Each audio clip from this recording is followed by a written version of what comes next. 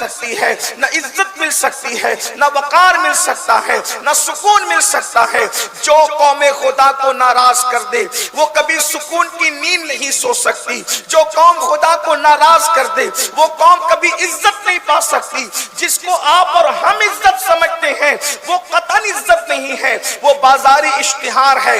हकीकत में इज्जत वो है जो कभी ना खत्म होने वाली इज्जत है, जिसको मेरा अल्लाह कुरान में यूं बयान फरमाता है, वलिल्लाहिल इज्जतु वली रसूलिही वलिल मुमिनीन। इज्जत तो अल्लाह के लिए है, इज्जत तो रसूल के लिए है, और इज्जत तो रसूल के वफादारों के लिए है। वो क्या इज्जत है, अल्लाह अकबर, कि इंसान चंद दिन दुनिया में शोहरत पाए और उसके बाद गुमनामी में चला जाए। इज्जत तो वो है कि विसाल करने को 9 सदियां बीत गई, फिर भी सुन्नी का बच्चा गिरता है तो गिरता बाद में है, पहले या गौसल मदद की सदा लगाता है। ये कैसी इज्जत है, ये कैसी शान है। गौसे पाक कभी भिवंडी आए नहीं, मुंबई आए नहीं, हिंदुस्तान आए नहीं जाहिरी तौर पर, लेकिन अल्लाह अकबर, हिंदुस्तान के कादरियों ही नहीं बल्कि तमाम अहले ईमान के दिलों में गौसे पाक की ऐसी जोत की झलझल है कि अल्लाह अकबर। मेरे इमाम कहते हैं, नहीं किस शान की मंजिल में तेरा जलवे नूर, नहीं किस घर के आईने में उजाला तेरा, और मिट गए मिटते हैं मिट जाएंगे आदा तेरे, न मिटा है न मिटेगा कभी चर्चा तेरा। और वरफाना लका जिक्र का है साया तुझ पर, जिक्र ऊंचा है तेरा, बोल है बाला तेरा। अल्लाह के बंदो ये इज्जत है, इज्जत इसको कहते हैं। तो बहुत गुफ्तगू को तूल न देते हुए अपने अस्ल उन्वान की तरफ आना चाहता हूँ। मेरे आका सल्लल्लाहु अलैहि वसल्लम के दीवानों, गफलत से निकलो, गफलत से तौबा करो। अपने सारे मसाइल इस बुनियाद पर है कि अल्लाह हमसे नाराज है, अल्लाह का रसूल हमसे नाराज है। और एक बात ये भी याद रखें, जिससे अल्लाह नाराज होता है उससे रसूलुल्लाह भी नाराज हो जाते हैं। अल्लाह अकबर। बहुत आज गफलत का दौर है, इंसान दौलत के नशे में, माल के नशे में, इज्जत के नशे में अल्लाह को नाराज ही करता जा रहा है। जिन बच्चों को हमने पैदा किया, जो हमसे पैदा हुए, जिन्होंने हमसे जन्म लिया, हमें उन बच्चों की रजा का तो ख्याल है, लेकिन जिस खुदा ने हमें वजूद अता फरमाया उस अल्लाह की खुशी का हमें कोई ख्याल नहीं। अगर बच्चा कह दे अब्बा आते आते खिलौना लेकर के आना, और अगर हम भूल जाते हैं तो हम अपने ही बच्चे को सॉरी कहते हैं घर जाकर के, बेटा माफ करना, तेरे लिए मिठाई नहीं ला सका, तेरे लिए खिलौना नहीं ला सका। आपसे पूछना चाहता हूँ, खुद के जन्म दिए हुए बच्चों की रजा का ख्याल करने वालों, अपने अल्लाह की तुमने कितनी इज्जत की, अपने मौला की तुमने कितनी इज्जत की। मेरा अल्लाह अपने बंदों से कह रहा है, वमा कदरुल्लाह हक़्क़ क़द्री, कि तुमने मेरी वो कद्र ही नहीं की जो कद्र करने का हक था। एक रब अपने बंदों से कह रहा है, एक मालिक अपने गुलामों से कह रहा है, एक खालिक अपनी मखलूक से कह रहा है, तुमने मेरी वो कद्र नहीं की। जरा इस आया करीमा का तेवर तो मुलाहिजा करें। बीवी को सॉरी कहने वालों, बच्चों से माफी तलब करने वालों, 5000 की नौकरी देने वाले इंसान की गुलामी करने वालों, जिस खुदा ने पैदा किया, माँ के पेट में शक्ल बनाई, जिसने रोजी दी, रिस्क दिया, इज्जत दी, दूध पीने के लिए माँ की जो है वो सीने की मारिफत अता की, ये सब कुछ दिया, माँ बाप के सीने में हमारी मोहब्बत दी, उस अल्लाह से वफा क्या की। मगर याद रखना, जिस दुनिया के फरेब पर हम गफलत की जिंदगी गुजार रहे, मेरी दुकान, मेरा मकान, मेरा कारोबार, मेरा दोस्त, मेरा यार, मेरे बच्चे, मेरी बीवी, ये सब धोखा है, धोखा। एक ख्वाब, एक ख्वाब, दुनिया एक ख्वाब है। एक ख्वाब के लिए इतनी फरेबता हो, ये ख्वाब है। सैयदना मौलाए कायनात सैयदुस सादात अली मुर्तजा करमल्लाहु ताला वजहुल करीम फरमाते, दुनिया ख्वाब है और हर ख्वाब इंसान सोती हुई आंख से देखता है। दुनिया ऐसा पुरफरेब ख्वाब है कि इस ख्वाब को इंसान जागती आंख से देख रहा है। हर ख्वाब से इंसान उस वक्त तो बेदार होता है जब उसकी आंख खुलती है। और ये दुनिया का ख्वाब है, दुनिया का ख्वाब इतना पुरफरेब है کہ جب موت کی وجہ سے اے انسان تیری آنکھ بند ہوگی، اس وقت تیری آنکھ کھلے گی کہ میں کتنے بڑے دھوکے میں تھا۔ مکان گیا، دکان گئی، بچے جدا ہوئے، بیوی جدا ہوئی، سب چلے گئے۔ اللہ کے بندو، آج اصلاح معاشرہ کی محفل میں آئے ہو، کامیابی کا اصول میرا اللہ قرآن میں بیان کرتا ہے۔ اگر کامیابی چاہتے ہو آپ کو 3 باتوں پر عمل کرنا ہے۔ میں جلدی جلدی تینوں باتیں پڑھتا ہوں، نتیجے پہ بات پہنچتی ہے۔ اللہ پاک ارشاد فرماتا ہے کامیاب، اور ایک بات یاد رکھنا، اللہ نے کہہ دیا کامیابی ہونی ہے، اگر شک کرو گے مسلمان نہیں رہ جاؤ گے۔ کامیابی کے 3 اصول اللہ فرما رہے ہیں، قد افلح من تزکا، وہ مراد کو پہنچے۔ اللہ نے کہہ دیا مراد کو پہنچے تو مراد کو پہنچے۔ اب کامیابی سے کوئی روک نہیں سکتا اگر پوری دیانتداری کے ساتھ 3 چیزوں پہ عمل کر لو۔ نمبر 1، مراد کو کون پہنچا؟ من تزکا، جس نے اپنے دل کو گناہوں سے پاک کر لیا، گناہ کی محبت سے پاک کر لیا۔ پہلی منزل کامیاب لوگوں کی دل کو گناہوں کی محبت سے پاک کرنا، دل کو گناہوں سے محفوظ کرنا۔ یعنی جب گناہ دیکھو تو دل میں کرنے کا جذبہ پیدا نہ ہو، بلکہ گناہ کو دیکھ کر ہی انسان کے دل میں نفرت پیدا ہو، گناہ سے گھن پیدا ہو۔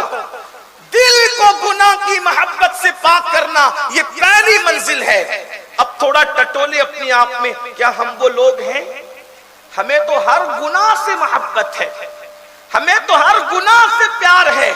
دیکھ لیجئے، فلموں سے لے کر کے گانے سننے تک، گانے سننے سے لے کر کے سود کے دھندے تک، سود کے دھندوں سے لے کر کے شراب اور نشے تک، شراب اور نشے سے لے کر غیبت، چغلی، حرام غذا، یہ ساری چیزوں سے انسان اس قدر اس میں ملوث ہوا کہ اب تو انسان گناہ کو گناہ سمجھتا ہی نہیں۔ پہلی منزل کامیاب لوگوں کی وہ ہے جو گناہ کی محبت سے اپنے دل کو پاک کرتے ہیں۔ ایک بات یہ بھی کہہ دوں، جب تک گناہ کی محبت دل میں ہوگی اس وقت تک ہم سچے عاشق رسول نہیں بن سکتے۔ اور ایک بات آپ کے سامنے یہ بھی واضح کر دی جائے کہ زنا، شراب، جوا، یہ سب تو گناہ کی محبت لوگوں کے دل میں ہے۔ جو طبقہ دیندار کہلاتا ہے وہ یہ سارے گناہ نہیں کرتا، لیکن یہ اس سے بڑے جرم میں مبتلا ہیں، جیسے غیبت، حسد، بغض، کینہ، یہ دلوں میں ہے۔ اب بتائیں، کرسی پر اگر پیشاب پڑا ہو تو کیا میں اس پہ بیٹھوں گا؟ آپ بیٹھیں گے؟ کوئی بیٹھے گا؟ جب ایک کرسی پیشاب سے بھری ہو تو اس میں میں اور آپ نہیں بیٹھتے۔ تو جو دل کینے سے بھرا ہو، حسد سے بھرا ہو، بغض سے بھرا ہو، بتائیں اس میں حضور کا عشق کیسے آ سکتا ہے؟ تو کہیں عشق کے نام پر ہم منافقت تو نہیں کر رہے؟ میرے جملے تلخ لگے تو معاف کرنا، جہاں حسد ہوگا وہاں عشق مصطفیٰ کیسے ہوگا؟ جہاں کسی مومن کے لیے دل میں کینہ ہوگا وہاں عشق مصطفیٰ دل میں کیسے ہوگا؟ مجھے حیرت ہے، عاشق رسول بغض اور کینے والا کیسے ہو سکتا ہے؟ ارے عاشقوں کا تو حال یہ ہے کہ عاشقوں کی توجہ تو شیطان کی طرف بھی نہیں جاتی، وہ شیطان کی طرف بھی کبھی متوجہ نہیں ہوتے۔ ایک مرتبہ رابعہ ادویہ سے کسی نے کہا، رابعہ اللہ کی اتنی عبادت کرتی ہے، تجھے شیطان کتنا ستاتا ہوگا؟ تو جواب دیتی ہے، کبھی خیال بھی اس کا نہیں آتا۔ کیوں؟ اس لیے کہ یار کی یاری سے فرصت نہیں ملتی، دشمن کے لیے وقت لائے کہاں سے؟ عاشق رسول کہلاتے ہو پھر غیبت کی گٹھلیاں لے کر بیٹھتے ہو، عاشق رسول کہلاتے ہو سگے بھائی سے حسد کرتے ہو، پڑوسیوں سے دل میں بغض اور کینہ رکھتے ہو، کامیاب نہیں ہو سکتے۔ عشق مصطفیٰ کا دل دادا کہلانا یا عاشق کہلانا آسان ہے، اور عاشق بن جانا مشکل ہے. بہت عاشق رسول کہلا چکے، اب ذرا عاشق رسول بننے کی کوشش کرو. لیکن یہ بچوں کا کھیل نہیں ہے. پھر کہتا ہوں، نمازی بننا آسان ہے، حاجی بننا آسان ہے، غازی بننا آسان ہے، شہید بننا بھی آسان ہے. عاشق رسول بننا آسان نہیں ہے. اور ہمارے یہاں جس کو استنجا کی سنتیں نہیں پتا، وہ بھی یہ سمجھتا ہے کہ میں صرف عاشق نہیں بلکہ عشق محبت کا امام ہوں. اگر میں اسی پہ گفتگو کروں تو میں اگلے عنوان کی طرف نہیں جا سکتا. لیکن میں آپ کے عشق رسول پہ شک بھی نہیں کر رہا ہوں، سوالیہ نشان بھی کھڑا نہیں کر رہا ہوں. لیکن اتنا ضرور کہوں گا، جس قوم کو پہلا کلمہ صحیح طور پہ پڑھنا نہ آتا ہو، وہ کہہ رہے ہیں کہ ہم عاشق رسول. اتنی سستی چیز تو نہیں ہے نا عشق رسول کی دولت. عاشق رسول کے لیے بلال بننا پڑتا ہے، اویس بننا پڑتا ہے، صدیق بننا پڑتا ہے، فاروق بننا پڑتا ہے، عثمان بننا پڑتا ہے، علی بننا پڑتا ہے، سعد، سعید، طلحہ، زبیر بننا پڑتا ہے. عشق کو سمجھ. اور جس دن تم عاشق بنو، جملے پر توجہ کرنا اور اس کو دل پہ لکھنا، جس دن تم عاشق بنو، کوئی ڈگری تمہارے پاس نہ ہو، اگر تم سچی عاشق بن گئے تو دنیا کے سارے آقا آپ کی غلامی کرنے پر مجبور ہو جائیں گے. مسلم امہ کو عشق رسول کی ضرورت ہے. وہ عشق نہیں جو میڈ ان انڈیا ہے، وہ عشق رسول جس کی کڑیاں صفا کے چبوترے سے ملتی ہے. اور وہ آسان نہیں ہے. اس کے لیے مکے کے بازاروں میں گلے میں رسی ڈال کر کے کھینچا جاتا ہے، اس کے لیے تپتے ہوئے انگاروں پہ لٹایا جاتا ہے، اس کے لیے بوریوں میں باندھ کر کے مارا جاتا ہے، اس کے لیے وطن سے چھڑایا جاتا ہے. کسی کے کپڑے چھینے جاتے ہیں، کسی کو کپڑے سے ننگا کیا جاتا ہے، کسی کے مال لیا جاتا ہے، کسی کو ماں چھوڑ دیتی ہے، کسی کو باپ چھوڑ دیتا ہے، کسی کو کوئی چھوڑ دیتا ہے، کسی کو کوئی چھوڑ دیتا ہے. بعض وہ جو تنہا رہ جاتے ہیں، بعض وہ جو سولی پہ لٹکائے جاتے ہیں، بعض وہ جن کے ٹکڑے ٹکڑے کیے جاتے ہیں، بعض وہ جنہیں خنجر چبوئے جاتے ہیں. لیکن اس مقام پر پہنچنے کے بعد بھی وہ مسکرا کر یہ نہیں کہتے میں نے بہت بڑا تیر مار لیا، بلکہ وہ حیرت و استجاب میں ڈوب کر کہتے ہیں اب بھی یار راضی ہے یا نہیں. حق تو ہے کہ حق تو یہ ہے کہ حق ادا نہ ہوا. یہ کیفیت ہے عاشقوں کی. ہم نے بہت سستا سمجھ رکھا ہے. جلسے چند اور جلوس اور نان کھٹائیاں، اسی میں ہم نے عشق رسول کو سمیٹ دیا. میں آپ سے صرف اتنا عرض کرنا چاہتا ہوں، جس دن دل میں عشق مصطفیٰ پیدا ہوگا، میں نے کہیں کہا تھا، آپ کے یہاں کہا یا نہیں کہا، لیکن ایک بات کہہ کر گزرتا ہوں. حالانکہ میرا عنوان آج یہ ہے نہیں، مگر یہ تو میری زندگی کا عنوان ہے عشق مصطفیٰ. بات نکل آئی تو میں کہہ رہا ہوں، لیکن میرا عنوان دوسرا ہے، ہم اس طرف چلیں گے. لیکن میری قوم کے جوانوں یاد رکھنا، جس دن دل میں عشق مصطفیٰ پیدا ہو گیا سچا، اس آپ سے بڑا طاقتور کوئی نہیں ہوگا، آپ سے بڑا قوت والا کوئی نہیں ہوگا، آپ سے بڑا عزت والا کوئی نہیں ہوگا. اور دوسری بڑی بات، آپ ہمیشہ اکیلے رہنے کی کوشش کرو گے. جس دن آپ کو عشق رسول مل گیا، اس دن آپ بھیڑ میں نہیں جانا چاہو گے، آپ اکیلے رہنا پسند کرو گے. کیوں؟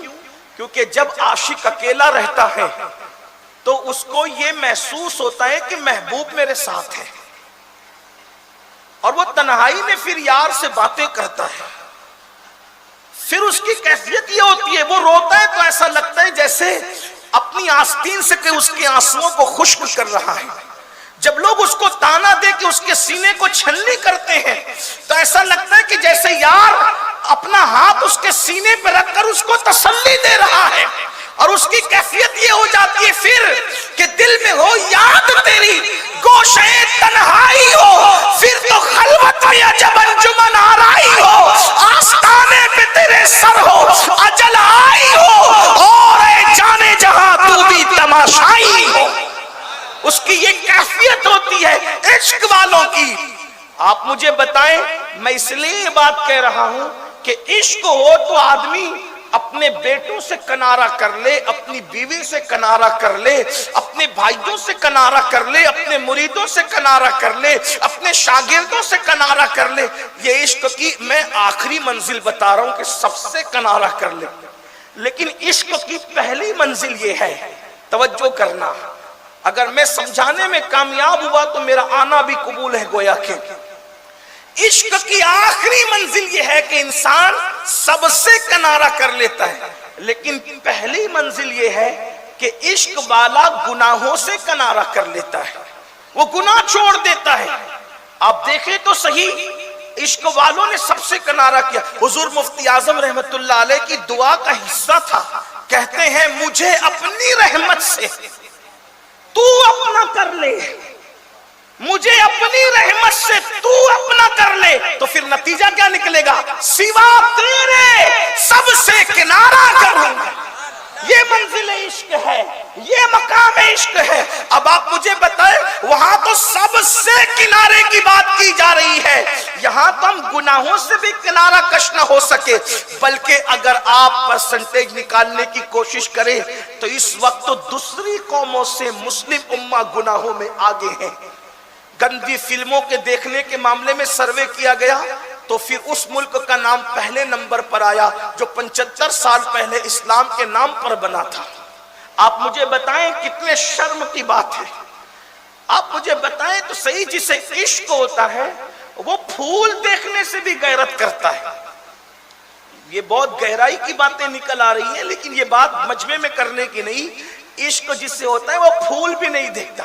امام اہل سنت سیدی اعلی حضرت کے دور میں بریلی میں ایک باغ تھا، دور دور سے لوگ اس کی سیر کے لیے آتے تھے۔ مولانا عبدالسلام عید الاسلام جبل پوری کے یہاں سے جب واپس لوٹے جبل پور سے، امام اہل سنت گھر کی طرف گئے تو اپنے خط میں لکھا کہ میں خیریت سے پہنچ گیا ہوں، اور ساتھ میں یہ بھی نقل کیا کہ جب تانگے پر بیٹھ کر اسٹیشن سے گھر جا رہا تھا تو پہلی مرتبہ اس باغ پر نظر پڑ گئی، پہلی مرتبہ باغ پر نظر پڑ گئی، پہلی مرتبہ باغ پر نظر پڑ گئی، نہ پہلی مرتبہ باغ پر نظر پڑ گئی، نظر ڈالی نہیں، پڑ گئی۔ کیوں؟ اس لیے کہ جو گلے وحدت میں ڈوبا ہوا ہے اسے گلستان کے گلوں کو دیکھنے کے لیے فرصت کہاں سے؟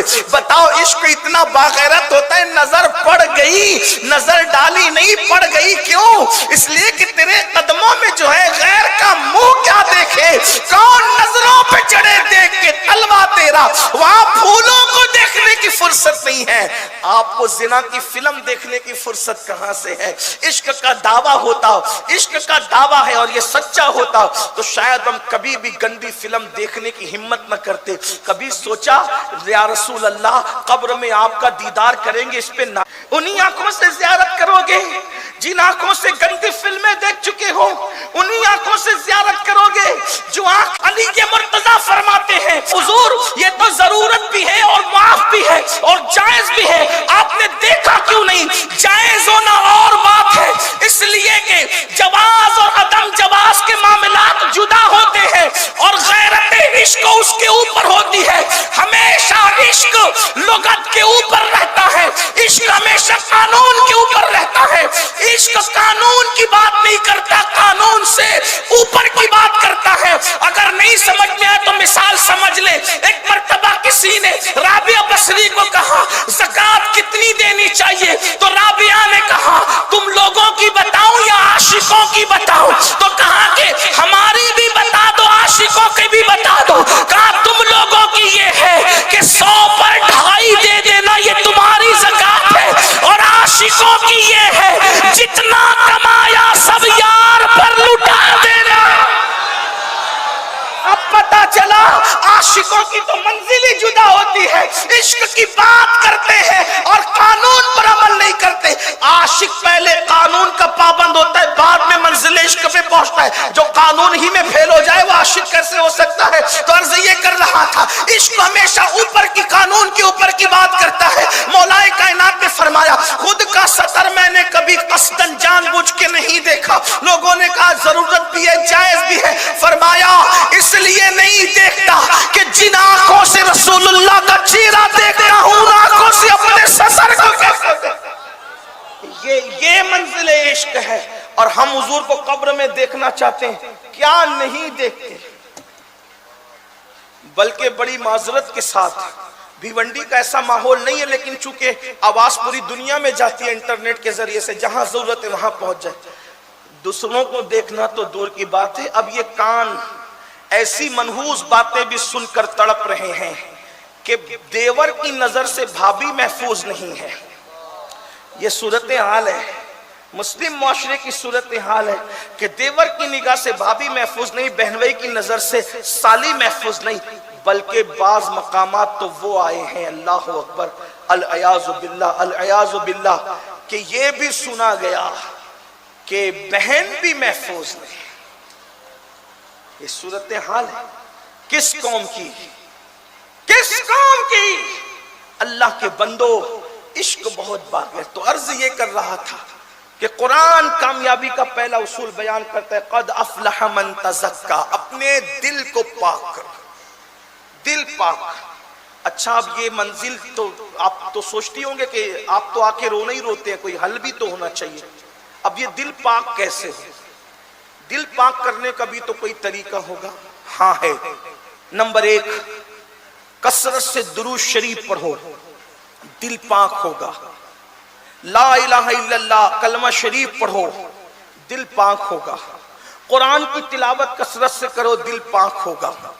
اور سب سے آسان طریقہ, کسی پاک دل والے کی صحبت میں جا کر کے بیٹھا کرو, دل پاک ہوگا.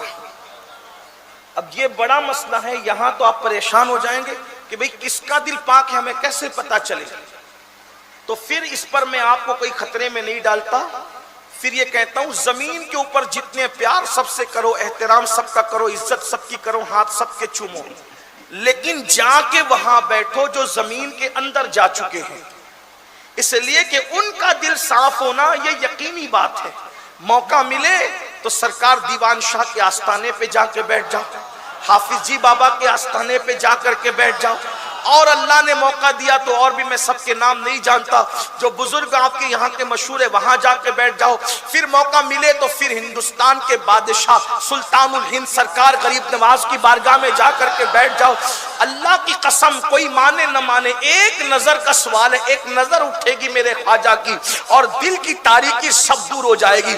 لیکن آپ وہاں جاتے ہو تو کارخانہ مانگتے, وہاں جاتے ہو تو سازی مانگتے, وہاں جاتے ہو تو تانے بانے کو وہاں نہیں بھولتے, وہاں جاتے ہو تو کپڑے کی دکان, کرانہ دکان, یہ مکان وہ مکان, بیٹا مانگا بیٹا ہوا تو پوتا مانگا, پوتا ہوا تو نواسا مانگا, نواسا ہوا تو پھر اس کا رشتہ مانگا, اسی کے اندر سب گھومتے رہتے ہو. ارے نادان جیسا سخی ہے ویسی عطا مانگ. یہ ساری چیزیں تو تو بھی کر سکتا ہے. اپنے دل کو تبدیل کرنے کی کوشش کر, اپنے دل کو بدلنے کی کوشش کر. اللہ کی عزت کی قسم جس دن تیرا دل صاف ہو جائے گا تجھے کسی کی دعا کی ضرورت نہ رہے گی. تو جس کے سر پہ ہاتھ رکھ دے گا اس کی قسمت بدل جائے, اس کی قسمت تبدیل ہو جائے گی. دل صاف کرو, دل پاک کرو. بلکہ عطائے رسول ہند الولی سرکار غریب نواز کی کرامتوں میں سے کرامت یہ ہے کہ آپ ہمیشہ آنکھ بند کر کے بیٹھتے تھے.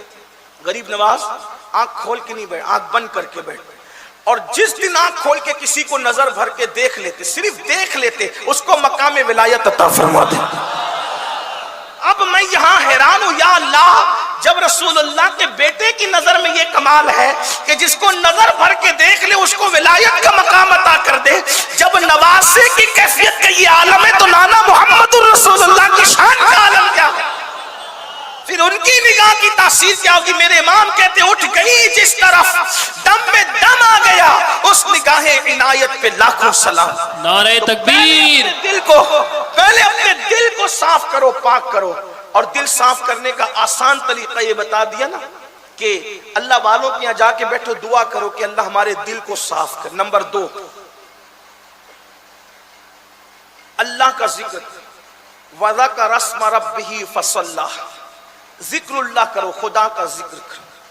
ممرہ میں نے اس پہ بہت تفصیلی گفتگو کی، یہاں نہیں کرتا، لیکن یہ کہ اللہ کا ذکر کرنے کی عادت ڈالو، کثرت سے اللہ کا ذکر کرو، اللہ پاک کا ذکر کرو۔ اللہ کا وعدہ ہے فَاذْكُرُونِي أَذْكُرْكُمْ، تم مجھے یاد کرو میں تمہارے ڈنکے بجا دوں گا۔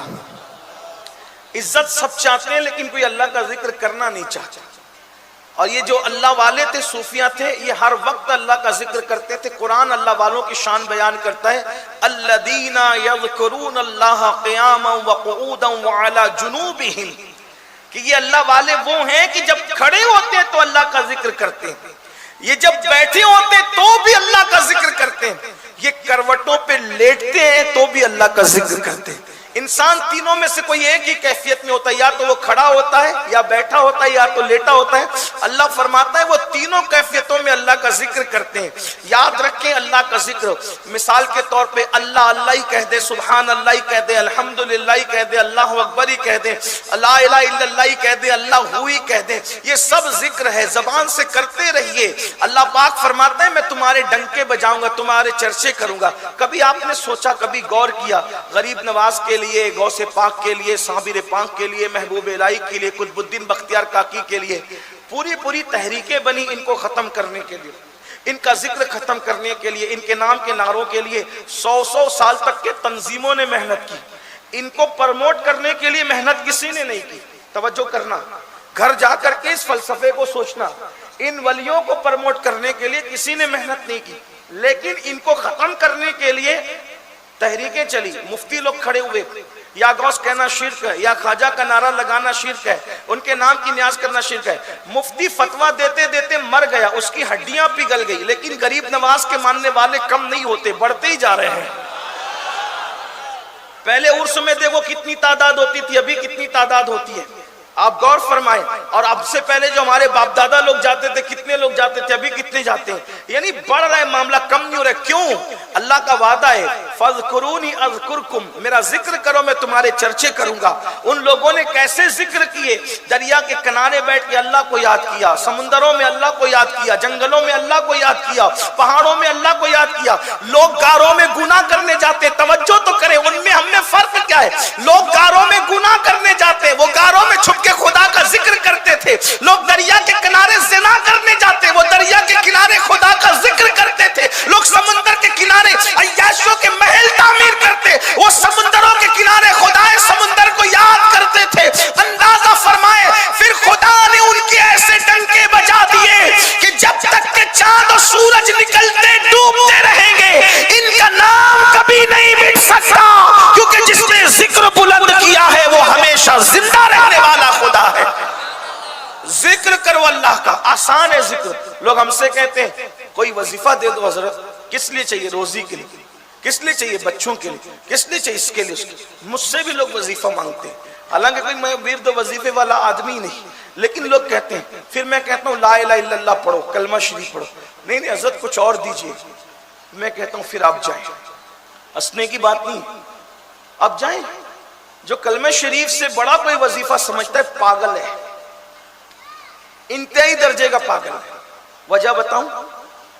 یہ اتنا پاورفل کلمہ ہے لا الہ الا اللہ محمد الرسول اللہ، جب پڑھنے والا پڑھتا ہے تو عرش ہلتا ہے۔ توجہ کریں، جو اللہ کے عرش کو ہلا دے اسے کلمہ طیبہ کہتے ہیں۔ آپ کیا سمجھے کلمے کا پاور کیا ہے؟ مسئلہ یہ ہے نا کہ منافقت کر رہے ہیں ہم، جملے تلخ ہو تو معاف کرنا، لیکن جو کلمے کی قدر نہ کرے اس سے بڑا منافق کون ہوگا؟ عملی طور پر وہ منافق ہے، اعتقادی طور پہ نہیں کہہ رہا۔ کلمے کی اہمیت نہیں، کس کے وظیفے کی اہمیت ہے؟ امین القادری نے دیا ہے، میرے پیر نے دیا ہے۔ اللہ کے بندوں سب کی عزت کرو، لیکن یہ وہ وظیفہ ہے اللہ کے رسول فرماتے افضل الذکر لا الہ الا اللہ، بہترین ذکر کلمہ طیبہ ہے۔ اب یہ کلمے کا پاور دیکھو، جو خدا کا عرش ہلا دے وہ کلمہ ہے۔ تمہارے دشمنوں کے دل نہیں دہلا دے گا، تمہارے حاسدوں کے دل نہیں دہلا دے گا۔ جو خدا کے عرش پہ جنبش طاری کر دے، اللہ کے عرش کو سمجھا کیا ہے؟ جسے فرشتوں نے اٹھا رکھا ہے. پھر اللہ فرماتے ہیں عرش کو رک جا، ساکن ہو جا. عرش کہتا ہے کیسے ساکن ہو؟ کلمہ پڑھا گیا. ارشاد ہوتا ہے پڑھنے والے نے ہم نے اسے بخش دیا، عرش ساکن ہو جا. بلکہ عرش کا ہلنا بھی کلمے کی وجہ سے ہے اور عرش کا سکون بھی کلمے کی وجہ سے. جب اللہ نے عرش کو پیدا کیا تب بھی عرش ہل رہا تھا، اس پر اللہ نے کلمہ لکھ دیا، عرش کو سکون مل گئے. جس سے عرش کو سکون ملے اس سے تمہارے دلوں کو سکون نہیں ملے گا، اپنے دلوں کو قرار نہیں ملے گا. اس سے بڑا کوئی کلمہ. صحابہ کرام جب بیٹھتے تھے تو آپس میں کہتے تھے چلو اپنے ایمان کو چمکائیں، اپنے ایمان کو تازہ کریں، اپنے ایمان کو جلا بخشیں. تو نئے مسلمان کہتے تھے وہ کیسے؟ تو کہا اللہ کا ذکر کریں گے، کلمہ پڑھیں گے اور ایمان کو نیا کریں گے، ایمان کو تازہ کریں گے، تجدید ایمان کریں گے. اس لیے میرے بھائیوں کوئی مصیبت آئے کلمہ شریف پڑھو، کلمے کی برکتیں ہیں. پھر اس کے بعد کلمے کا دوسرا پاور. کلمہ ہے کتنا پاورفل. ایک کافر کو جو چیز مسلمان بناتی ہے کوئی چیز نہیں. توجہ کریں، ایک کافر کو آپ لا کے کھڑا کیے چل نماز پڑھ، 50 رکعت نماز پڑھ لے گا. مفتیان کرام، متکلمین، فقہا کوئی اس کو مسلمان ماننے کے لیے تیار نہیں. رمضان شریف کا روزہ رکھ لیا، مسلمان ماننے کے لیے تیار نہیں. پورا قرآن بھی اگر اس نے حفظ کر لیا، مسلمان ماننے کے لیے تیار نہیں. کب تک؟ جب تک وہ صدق دل سے کلمہ نہ پڑھے. توجہ فرمائیں. سب اللہ محمد الرسول اللہ، اب سب کہیں گے یہ مسلمان ہو گیا، یہ جنتی ہو گیا. تو ایک لمحے میں کلمہ طیبہ جہنم کے ایندھن سے نکال کر انسان کو جنتی بنا دیتا ہے. یہ کلمے کا پاور ہے. تو جو جہنم کی مصیبت دور کر دے، کیا وہ دنیا کی مصیبت دور نہیں کر سکتا؟ اللہ کے بندو دین کو کھیل مت سمجھو، دین کو تماشا مت سمجھو، دین کو اپنی طبیعت کے مطابق مت بنانے کی کوشش کرو. اللہ پاک نے ذکر کے بارے میں ہر چیز کی لیمٹ ہے، لیکن جب ذکر اللہ کی بات آتی تو اللہ فرماتا ہے ذکرن کثیرا، ذکر کثرت. پاگل تو نہیں ہو گیا؟ تمہارے ذکر خدا کو دیکھ کر لوگ کہیں یہ پاگل تو نہیں ہو گیا؟ تب یہ ذکر کی کیفیت انسان میں پیدا ہوتی. یہ ذکر کرنے والا حضرت سرکار شاہ برکت اللہ عشقی پیمی رحمت اللہ علیہ جو ہمارے مشائخ میں سے آتے ہیں، اعلیٰ حضرت کے مشائخ میں، تاج الفول کے مشائخ میں، ان کو صاحب البرکات کہتے ہیں. جب یہ اللہ کا ذکر کرتے تھے تو اس شان سے کرتے تھے کہ پرندے بھی ان کے ساتھ ذکر الہی مل کر کے کیا کرتے تھے. جس نے پرندوں کو ذاکر بنایا یہ ہمارے بزرگوں کی شان ہے. تو دوسرا کامیابی کا نسخہ کہ اللہ کا ذکر کرے. بہنیں بھی موجود ہیں.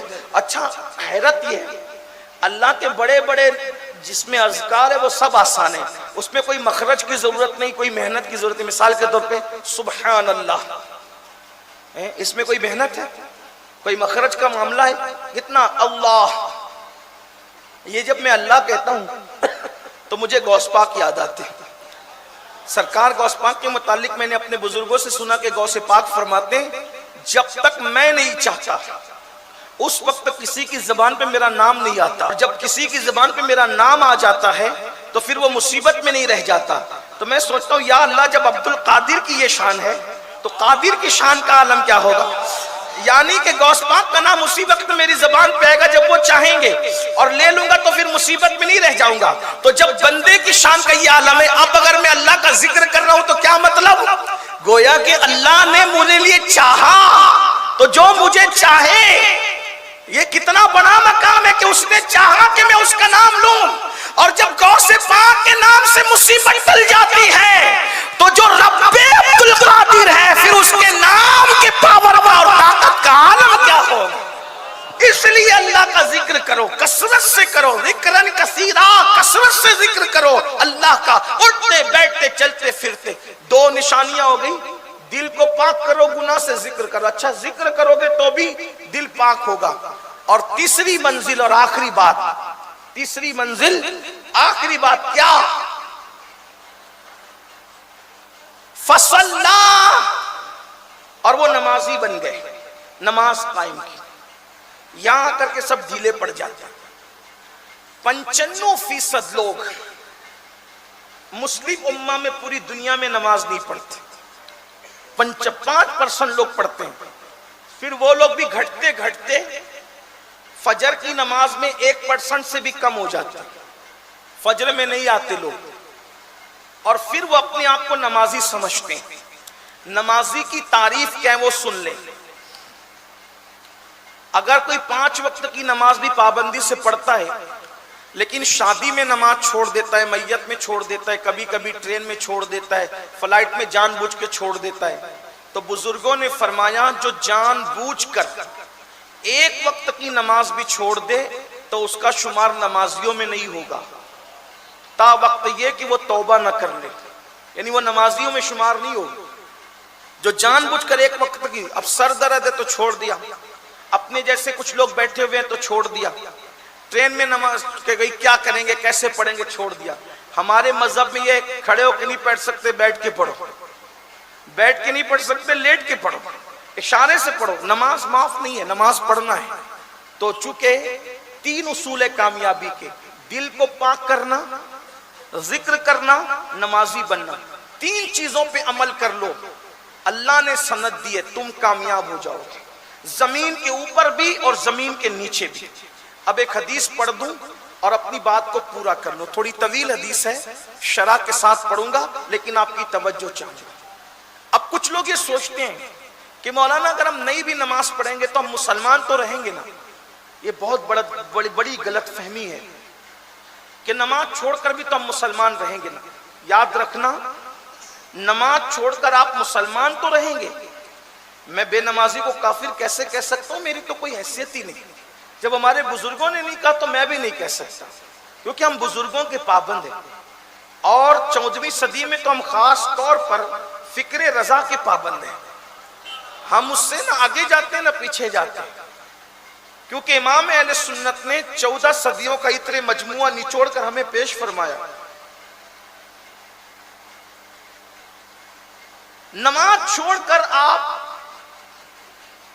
کافر نہیں ہوتے حنفی ہونے کی وجہ سے, احناف کی فتوے کی وجہ سے, لیکن کسی کا بھی فتویٰ اٹھا کے دیکھ لو, نماز چھوڑ کر اگر آپ کافر نہیں ہوتے اور یقیناً نہیں ہوتے, لیکن نماز چھوڑ کر پھر آپ جنتی مسلمان بھی نہیں رہ جاتے. کیوں؟ میں اہل علم کی توجہ دعائیں لینے کے لیے چاہتا ہوں کہ اگر غلطی کروں گا تو میری اصلاح کریں گے. میں بطور سبق سنانے کے ان کو عرض کر رہا ہوں اور آپ کو عبرت کے لیے. آپ نماز چھوڑ کے کافر نہیں ہوتے, صحیح بات ہے, لیکن جنتی مسلمان بھی آپ نہیں رہ جاتے. کیوں؟ کیونکہ اللہ کے رسول علیہ السلام کا فرمان متواتر یہ ہے کہ جس نے جان بوجھ کر 1 وقت کی نماز چھوڑ دیا اس کا نام جہنم کے دروازے پہ لکھ دیا جاتا ہے. جس شخص کا نام پوری فیملی کے ساتھ روزانہ 5 مرتبہ جہنم پہ لکھا جا رہا ہے, ذرا وہ اپنا اندازہ کریں کہ اندازہ اس کی حالت کیا ہوگی, اس کی کیفیت کیا ہوگی, اس کا معاملہ کیا ہوگا. کیونکہ پورا گھر اس کا بے نمازی ہے, بچے بے نمازی ہے. صبح 5 بجے وہ اپنے بچے کو اسکول کے لیے اٹھاتا ہے, شام کو ٹیوشن کے لیے جگاتا ہے, لیکن نماز کے لیے کتنے لوگ جگاتے ہیں؟ نماز کی اہمیت کتنوں کو پتہ ہے؟ نماز چلی جائے ماتھے پر جو نہیں رینگتی, کوئی ٹینشن نہیں, کچھ نہیں. اگر موبائل صرف گم نہیں ہو, صرف پانی میں گر جائے تو آدمی کو کھانا اچھا نہیں لگتا. موبائل کی اسکرین اگر ٹوٹ جائے تو بچوں کو مارا جاتا ہے کہ تو نے کیوں توڑ دیا. آپ سے پوچھتا ہوں کبھی نماز پر بھی بچوں کو مارا ہے؟ جو قوم موبائل کی اسکرین سے زیادہ اب نماز کو اہمیت نہ دے, پھر اس قوم کی مسلمانیت کا اعتبار کتنا ہوگا, اس کا دین کیا ہے؟ اللہ کے رسول صلی اللہ علیہ وآلہ وسلم کا فرمان سنو میرے بھائیوں, بھیونڈی والوں, گرد و نواز سے آنے والوں, قرب و جوار سے آنے والوں, اپنا بھلا چالو, اپنا بھلا چالو. بہت زبان دراز ہو گئے ہو, کہتے جنت ہمارے باپ کی ہے اور یہ اور وہ ہے. یاد رکھنا یہ چرچر چلنے والی زبان قبر میں نہیں چلے گی, اللہ کے یہاں نہیں چلے گی.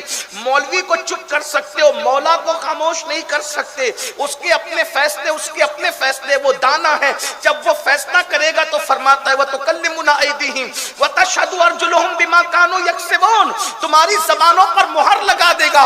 اب تو ہم دیکھ رہے ہیں دنیا دار تو دنیا دار, دیندار طبقہ بھی جان بوجھ کر نماز ترک کرتا ہے اور پھر ماتھے پر جو تک نہیں رینگتی, کانوں پر کوئی جو نہیں رینگتی, ماتھے پہ شکن نہیں آتا. اللہ کے بندو, پورے قرآن میں 700 مرتبہ نماز کا حکم آیا ہے اور اللہ کے رسول نے فرمایا جس کی نماز نہیں اس کا دین میں کوئی حصہ نہیں. اللہ کے رسول فرما رہے جب رسول اللہ پہ ایمان لائے تو اللہ کے رسول فرمانے کہ جس کی نماز نہیں اس کا دین میں کوئی حصہ نہیں۔ جب سیدنا فاروق اعظم کو زخمی کیا گیا تو زخموں سے چورتے پورا خون سے لہو لہان تھا بدن، اور پھر بھی نماز پڑھتے تھے۔ لوگ کہتے تھے امیر المومنین جسم سے خون بہتا ہے اور آپ نماز پڑھتے۔ فرمایا کیا کروں؟ اللہ کے حبیب نے فرمایا جس کی نماز نہیں اس کا دین میں کوئی حصہ نہیں، دین سے اس کا حصہ اٹھا لیا گیا ہے۔ جو نماز نہیں پڑھتا مجھے بتاؤ اب بھی مسلمان نماز سے کوسوں دور رہے گا؟ کتنا واضح حکم آ چکا، اللہ اکبر، نماز پڑھو، حی علی الصلاۃ، نماز پڑھو، کیا ملے گا؟ حی علی الفلاح، کامیابی ملے گی، فلاح ملے گی۔ زمین کے اوپر کی کامیابی تمہارا مقدر، تعلیم کی کامیابی تمہارا مقدر، دولت کی کامیابی تمہارا مقدر، سیاست کی کامیابی تمہارا مقدر، سماج کی کامیابی تمہارا مقدر۔ ایک بار نمازی بن کے تو دیکھو۔ لیکن پھر کہتا ہوں نمازی بننا دنیا کے لیے نہیں بلکہ عبادت ہمیشہ اللہ کے لیے کرنا، کیونکہ جو عبادت صلے کے لیے کی جاتی ہے وہ تجارت تو ہوتی ہے، عبادت نہیں ہوتی۔ عبادت صرف یار کی رضا کے لیے ہوتی ہے، عبادت صرف یار کی خوشی کے لیے ہوتی ہے، عبادت صرف یار کے لیے ہوتی ہے۔ اللہ اکبر۔ پھر وہ جنت سے بھی پرے ہو جاتا ہے، کہتا ہے جنت نہیں چاہیے، یار کی رضا چاہیے، یا پھر وہ یہ کہتا ہے میں نے جو کہا نا جنت نہیں چاہیے یار کی رضا چاہیے۔ ہو سکتا ہے کسی کو تکلیف ہو، یہ کیا کہہ دیا؟ میں نے کہا عشق کی وہ منزل آتی ہے تو بات آتی ہے، مولا کائنات کا فرمان ہے اگر قیامت میں اللہ مجھے اختیار دے گا یا جنت میں جائیے یا 2 رکعت نماز پڑھیے، تو فرماتے ہیں میں جنت پر نماز کو ترجیح دوں گا، کیونکہ جنت میں میری خوشی ہے، نماز میں میرے یار کی خوشی ہے، اور یار کی خوشی کروڑوں جنت پر فوقیت رکھتی ہے۔ بلکہ بزرگوں نے تو یہاں تک کہا، اب وہ نہیں کہوں گا، چلیے میں بات اپنی حدیث کی طرف آتے ہیں، حدیث پاک پڑھتے ہیں۔ اللہ کے رسول علیہ السلام فرماتے ہیں جو شخص نماز چھوڑ دے اللہ تعالیٰ اس پر 12 مصیبتیں مسلط فرماتا ہے، 12 تکلیفیں۔ بے شمار کتابوں میں یہ حدیث لکھی ہوئی ہے، لیکن میں جہاں سے پڑھ رہا ہوں اس کو سرکار غوث اعظم شیخ عبد القادر جیلانی کی طرف ایک کتاب منسوب ہے غنیت الطالبین، میں وہاں سے اس کو پڑھ رہا ہوں آپ کے سامنے۔ اب ذرا توجہ، اور ایک بات یاد رکھنا، حضور نے کہہ دیا نا، یہی بات ہے، ایمان ہے اپنا، آقا نے کہہ دیا مصیبت آئے گی آئے گی۔ حضور نے فرمایا بے نمازی کے لیے 12 مصیبتیں۔ اب میں جلدی جلدی اس کو پڑھتا ہوں، وقت میں جتنی گنجائش ہے، اور پھر اپنی بات پوری کرتا ہوں، لیکن سب دھیان سے سننا۔ وہ 12 مصیبتیں جو نماز نہیں پڑھتے، اور آج کچھ فیصلہ کرنا۔ دیکھیے میرے بھائیوں، ایک وقت کی نماز کے لیے صرف 10 منٹ لگتے ہیں، بہت اطمینان سے پڑھو گے نا، یہ ہمارے مبلغین کے اور علماء کی طرح 10 منٹ لگتے ہیں۔ اب مجھ جیسے دیہاتی کی طرح پڑھو گے تو کچھ ٹائم اور بھی کم لگے گا، یہ لوگ بہت اطمینان سے پڑھتے ہیں تو 10 منٹ۔ 5 وقت کی نماز ہوتی، کتنا وقت ہو گیا؟ 50 منٹ۔ اگر 50 منٹ دینے سے جہنم سے چھٹکارا مل رہا ہے، جنت میں داخلہ ہو رہا ہے، روزی میں برکت ہو رہی ہے، اللہ راضی ہو رہا ہے، 50 منٹ میں کیا لوگے ہیں میرے بھائی؟ 50 منٹ میں تو انسان اپنی پوری فیملی کو دعوت میں لے کر کے واپس بھی نہیں لا پاتا۔ 50 منٹ کا حال یہ ہے، لیکن 50 منٹ کہاں لے جا رہے ہیں آپ کو؟ سوچو، صرف 50 منٹ نکالنا ہے بس، اور ملنا کیا ہے؟ جنت۔ حضور نے کہہ دیا کامیابی، روزی میں برکت، عمر میں برکت، بیماری سے نجات، نحوستوں سے تکلیفوں سے نجات۔ کر کے دیکھو، جہاں رہو بس نماز کا وقت آ جائے تو نماز پڑھو، ٹرین میں، پلین میں، سفر میں، حضر میں، پکنک پر، گھر میں، جاؤ نماز مت چھوڑو۔ اگر اتنی تکلیف والا وقت آ جائے کہ بالکل نہیں پڑھ سکتے تو کم سے کم فرض پڑھ لو کسی بھی طرح، مگر پڑھ لو، چھوڑو مت۔ ایک وقت کی نماز کی اہمیت یہ ہے کہ اگر ایک وقت کی نماز آپ نے جان بوجھ کر چھوڑ دی، پھر قیامت تک بھی آپ پوری زندگی سجدے میں گزار دو گے تو وہ وقت پر ایک وقت جو نماز پڑھی جاتی ہے اس کی فضیلت کو پوری زندگی نہیں پہنچ سکتے۔ یہ نماز اللہ کے رسول علیہ السلام، تو اللہ کے رسول علیہ السلام کا فرمان ہے 12 مصیبتوں میں بے نمازی گرفتار ہوگا۔ 3 مصیبتیں اس پر دنیا میں آئے گی. یہ سرکار غوث پاک نقل کر رہے ہیں حدیث پاک. 3 مصیبتیں اس پہ دنیا میں آئے گی. نمبر 1، پہلی مصیبت، اللہ اس کی روزی سے برکت اٹھا لے. سب کا مسئلہ، گھر گھر کا مسئلہ، ہر گھر کا مسئلہ، برکت نہیں. کہتے ہیں سب ہے برکت نہیں. کیوں نہیں ہے؟ سجدہ نہیں، نماز نہیں. اللہ کے رسول نے فرمایا جس کے صدقے میں برکت آتی ہے، وہ رسول جان برکت فرما رہے ہیں کہ جو نماز چھوڑے گا اللہ برکت اٹھائے گا. اور کچھ لوگ یہ سوچ رہے ہیں کہ بھئی میں تو جو وہ 24 کھاتے کا سیٹ اور 48 دم میرے چلتے ہیں، 2-3 سائزیں چلتی ہیں، مگر میں نماز نہیں پڑھتا. تو یہ مولوی کی بات کیا ہے، حیثیت رکھتی ہے؟ مولوی کی بات نہیں، یہ مولا کی بات ہے. کروڑوں کمائے گا پھر بھی برکت نہیں ہوگی، لاکھوں کمائے گا پھر بھی برکت نہیں ہوگی. دیکھ لو بے نمازی ہائے ہائے کرتے ہیں، برکت نہیں ہے. پھر کیا کہتے ہیں؟ مولوی صاحب تعویذ دو، پیر صاحب تعویذ دو، سید صاحب تعویذ دو. دیکھو میں تعویذ کا مخالف نہیں ہوں، لیکن جس برکت کو اللہ نے اٹھا لیا، کسی کی تعویذ میں اتنی طاقت نہیں ہے کہ وہ آپ کی روزی میں طاقت برکت لا سکے. جو اللہ اٹھا لے اس کو کوئی واپس نہیں لا سکتا. اس لیے پہلی بات اللہ کے رسول نے فرمائی روزی سے برکت جاتی. اب گھروں سے برکت گئی، پھر برکت جاتی تو ہم کیا کہتے ہیں؟ بندش کروا لیں گے کیونکہ کسی نے کچھ کر دیا. میرے بھائی کسی نے کیا کیا؟ ہم نے خود کیا. اپنے ہاتھوں سے اپنے پیر پہ کڑاڑا مارا. یہ جو بابا لوگوں کے کاروبار چل رہے ہیں نا، ہماری بے عملی کی وجہ سے چل رہے ہیں. جس دن آپ باعمل ہو جائیں گے، بابا کو خود آپ کے پاس دعا لینے کے لیے آنا پڑے گا. یہ بے عمل لوگ کی بات کر رہا ہوں، باعمل لوگوں کی بات نہیں کر رہا ہوں. میرے بھائیوں جو خود آدھی روٹی اور 1 روٹی کے لیے تمہارے پیچھے بھاگتے رہتے ہیں، آپ مجھے بتائیں اگر کوئی واقعی بابا بن جائے نا، وہ کوئی واقعی بابا بن جائے، وہ پبلک کے پیچھے نہ بھاگے، پبلک اس کے پیچھے بھاگے. یہ جو ہے وہ گاندھی جو چھپا ہوا ہے، اس کے لیے کتنی اناپ شناپ باتیں کرتے ہیں، ایمان کھونے والی باتیں کرتے ہیں، طریقت کے نام پہ اڑگم دڑگم باتیں کرتے ہیں، تمہیں اپنے شکنجے پھانسنے کی کوشش کرتے ہیں. یہ میں تعویذ کی مخالفت نہیں کر رہا ہوں. یہ جو جاہل گوار ان پڑھ، یہ ان کے چکر اور چنگل میں پھنس کر کے اپنا ایمان بھی گواتے ہیں. عورتیں جاتی ہیں تو عزت بھی گوا دیتی ہے، آبرو بھی گوا دیتی ہے. یاد رکھیں سب بابا ایسے نہیں ہوتے، لیکن آپ دیکھ لیں ہمیں پتا چلا ہے کہ بعض لوگ بابا گیری کے نام پر زنا کے دھندے کروا رہے ہیں. یہ حالت ہے، صورتحال ہے. خواتین جاتی آبرو دے آتی ہے. آپ کیا سمجھ رہے ہیں حالات کتنے نازک ہیں؟ اصل میں آپ موبائل گیم میں ڈوبے ہوئے ہو. آپ کو اپنے گھر کی خبر نہیں ہے، آپ کو اپنے معاشرے کی خبر نہیں ہے. آپ فیس بک میں ڈوبے ہوئے ہو، آپ کو کیا فکر ہے؟ اللہ اکبر. حالات سے آنکھیں بند کرنے کے لیے یہی تو تمہارے ہاتھ میں کھلونا دیا گیا ہے.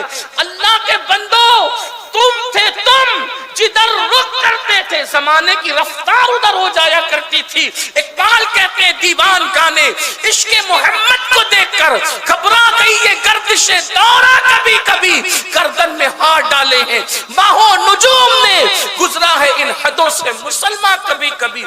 بچیاں جا رہی ہے کہ کچھ تعویذ دے دو اچھا رشتہ آ جائے، رشتے سے پہلے اس پر وبال آ جاتا ہے. یہ صورتحال ہے.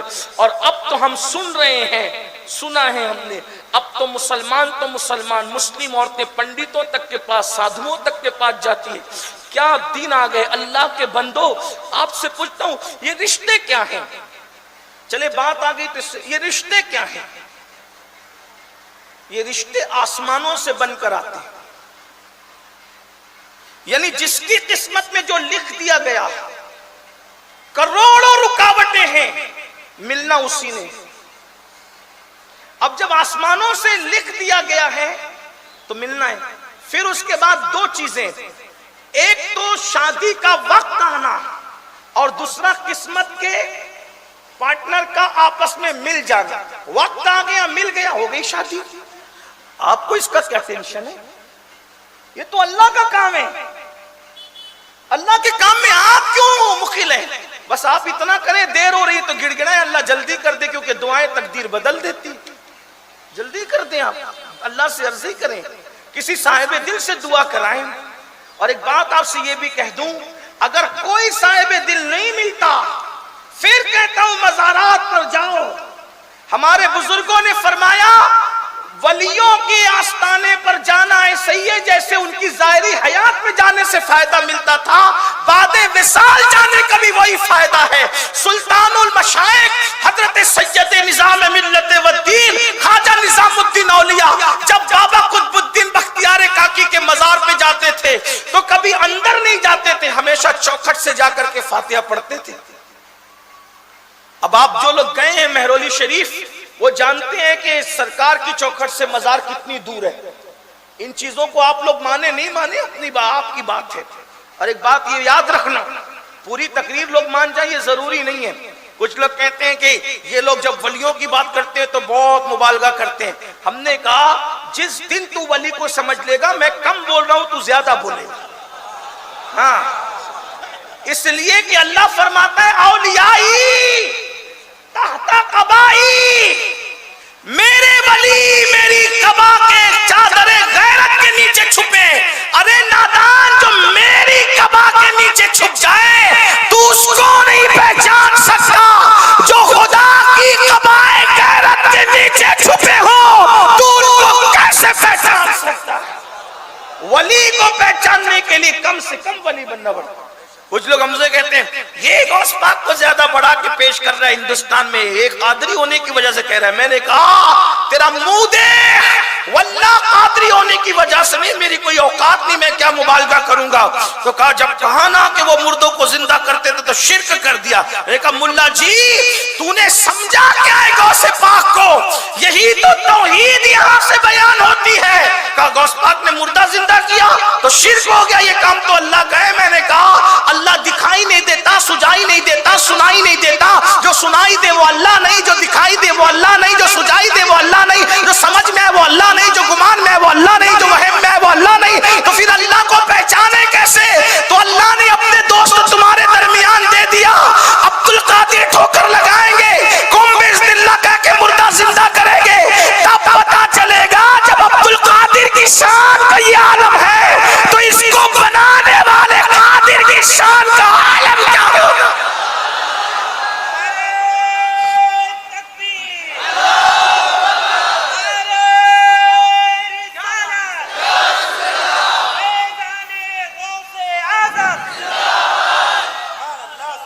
نابالغ محققین کو توحید کیا پتا؟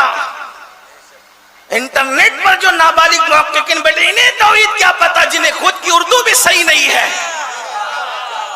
توحید تو ان سے لینا چاہیے جنہوں نے واقعی توحید کا جام پیا ہے۔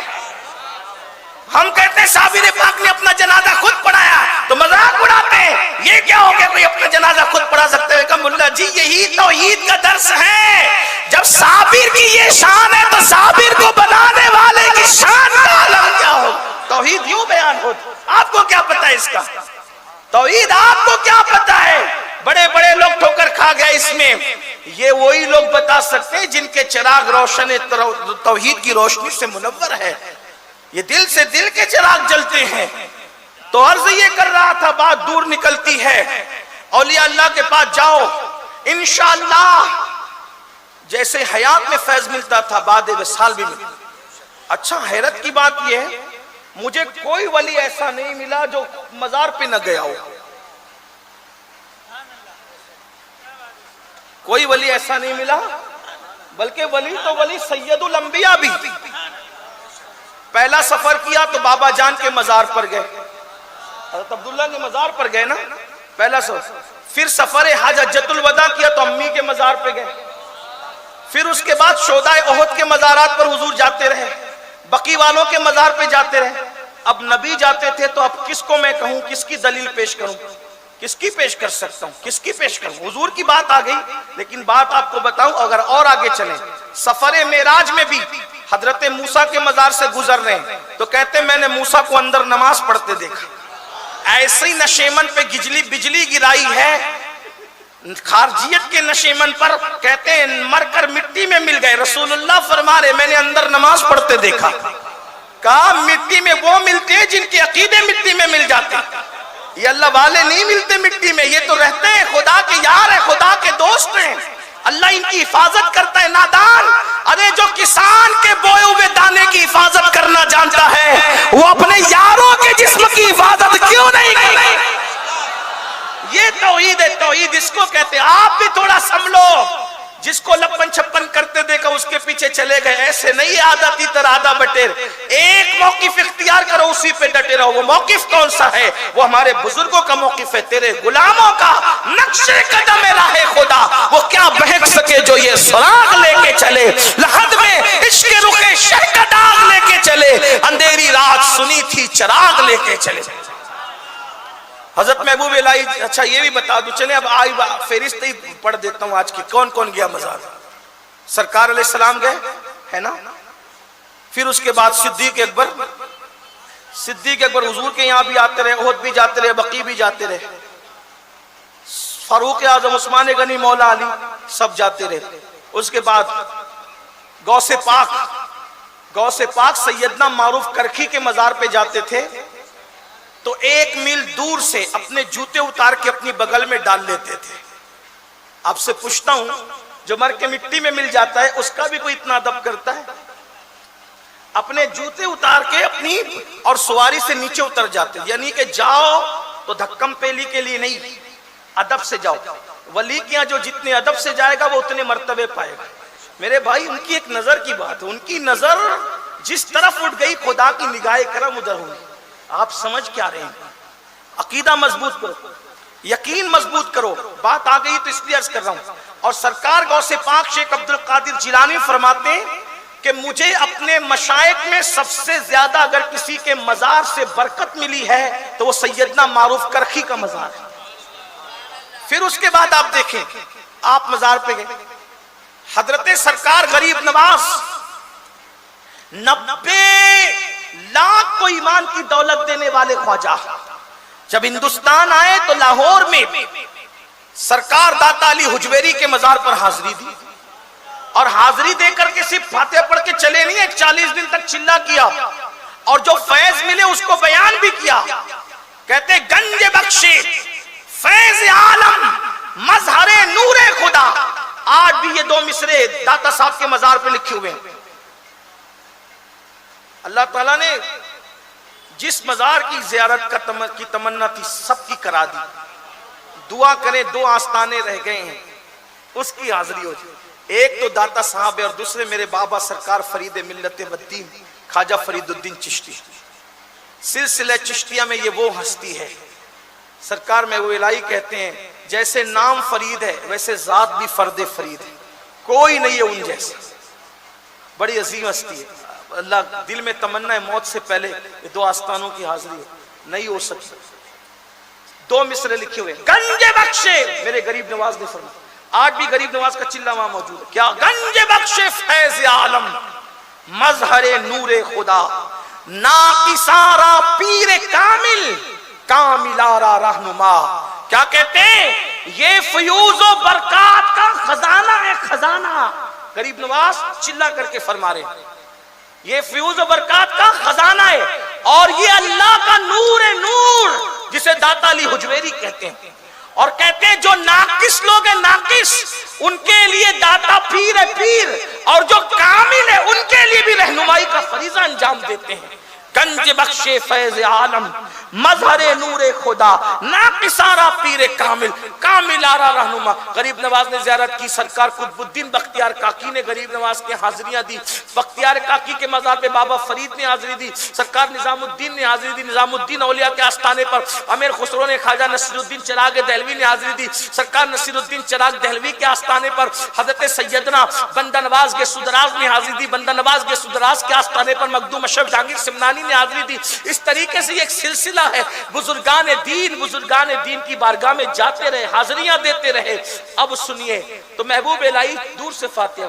اچھا ہمارے یہاں بھی یہ بہت سی بدعت ہو گئی ہے کہ لوگ جاتے ہیں تو سجدہ کرتے, لوگ جاتے ہیں تو ہمارے بزرگ لوگ کہتے کہتے تھک گئے کہ مزار پہ سجدہ مت کیا, اللہ کے سوا کسی کو سجدہ کرنا جائز نہیں ہے. امام اہل سنت نے پورا رسالہ لکھا الزبدۃ الزکیہ, سجدہ تعظیمی کی حرمت پہ پورا رسالہ لکھا.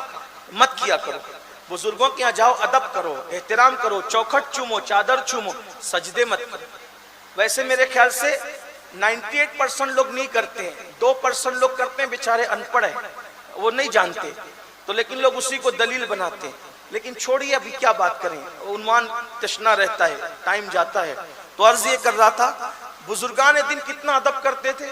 محبوب الہی بابا قطب دادا پیر کے یہاں فاتحہ پڑھنے جا رہے. کہاں سے فاتحہ پڑھے؟ چوکھٹ سے. کبھی مہرولی شریف جانا تو دیکھنا کتنی دور ہے چوکھٹ.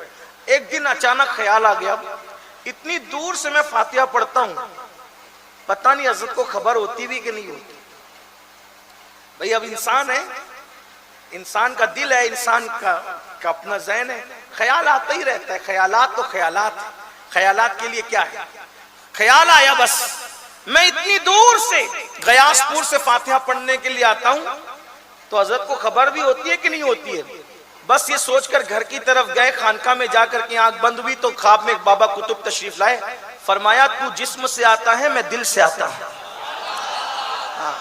اور یہ مت سمجھنا کہ مجھے خبر نہیں ہوتی, جب آپ غیاث پور سے نکلتے ہیں تب سے ہماری نگاہ میں رہتے ہیں. یہ ہے بزرگان دین, یہ بزرگان. تو جایا کرو.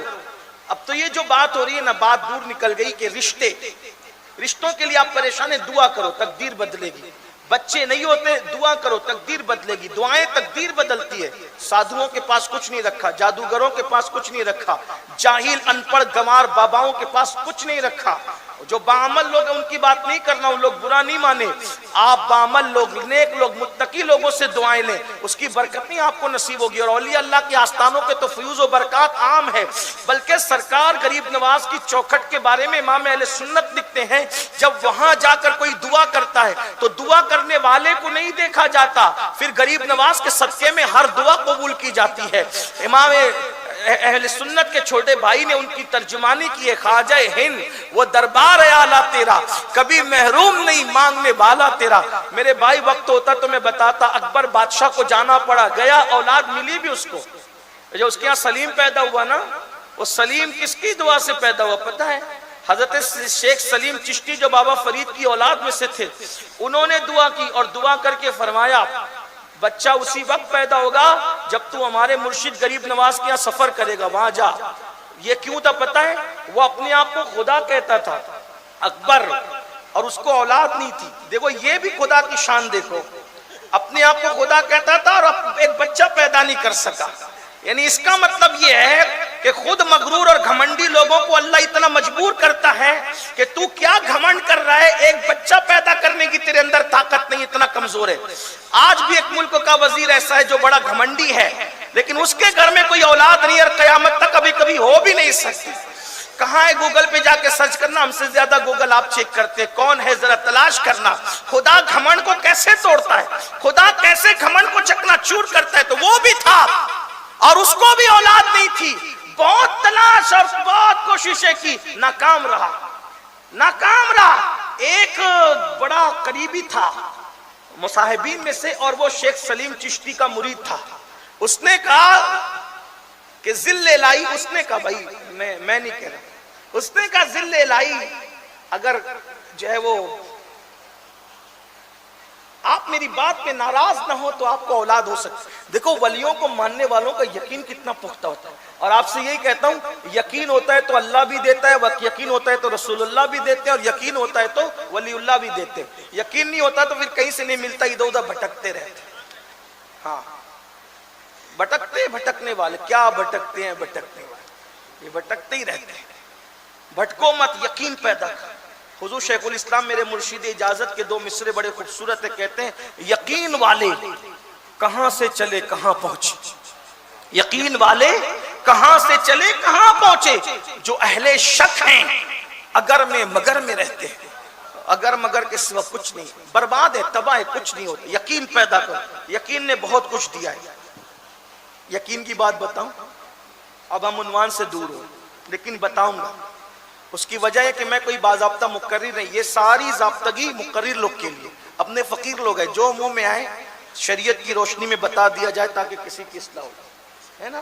بالکل اصول ضابطے سے وہ چلتے ہیں جو باضابطہ خطیب ہوتے ہیں. یہاں کوئی اطابت خطابت کچھ نہیں, یہ فقیری ہے, دل سے نکل رہی ہے, آپ کے دل کے اندر پہنچانے کی کوشش کی جا رہی ہے. بس یقین دیکھو, یقین کہاں تک پہنچا. کہتے ہیں حیدرآباد کے نواب تھے, اور نواب بڑے, اب تو جانتے ہیں منچلے ہی لوگ ہوتے تھے, منچلا پن ہوتا تھا نوابوں کے اندر.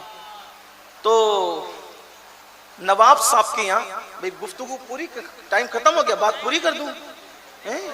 تو پھر آپ لوگ لائٹ سے کیوں پریشان ہیں؟ یہ لائٹ آتا جاتا رہے گا، یہ دل کا نور تھوڑی ختم ہونے والا ہے۔ آپ اپنی توجہ ادھر ہی رکھیں نا، بات پوری ہوتی ہے۔ میں بات کروں، ذرا پیچھے والوں کی اجازت ہے تو ہاتھ اٹھا کے اشارہ کرے۔ تھکے تو نہیں؟ نہیں تھکے؟ یہ لوگ تھکے کیا؟ نہیں، آپ لوگ تھکے ہو تو بھی۔ وہ منچلا پن تھا نوابوں میں، نوابوں کا منچلا پن مشہور ہے، اگر وہ بتاؤں تو پھر ایک لمبا ٹائم چاہیے، لیکن وہ نہیں تذکرہ کرتا۔ لیکن ان کو جانا تھا مدینہ منورہ، حج کرنا تھا، مدینہ شریف جانا تھا۔ نواب صاحب کے یہاں ایک نوکر رہتے تھے، نوکر، اس نوکر کا نام تھا برہ، برہ، اس کا نام ہی برہ رکھا، برہ۔ وہ برہ تھا بڑا بھولا بھالا۔ کچھ لوگ ایسے بھولے بھالے ہوتے ہیں نا، جن سے سب دل لگی کرتے ہیں، سب مذاق اڑاتے ہیں، سب ان کی اڑاتے رہتے ہیں۔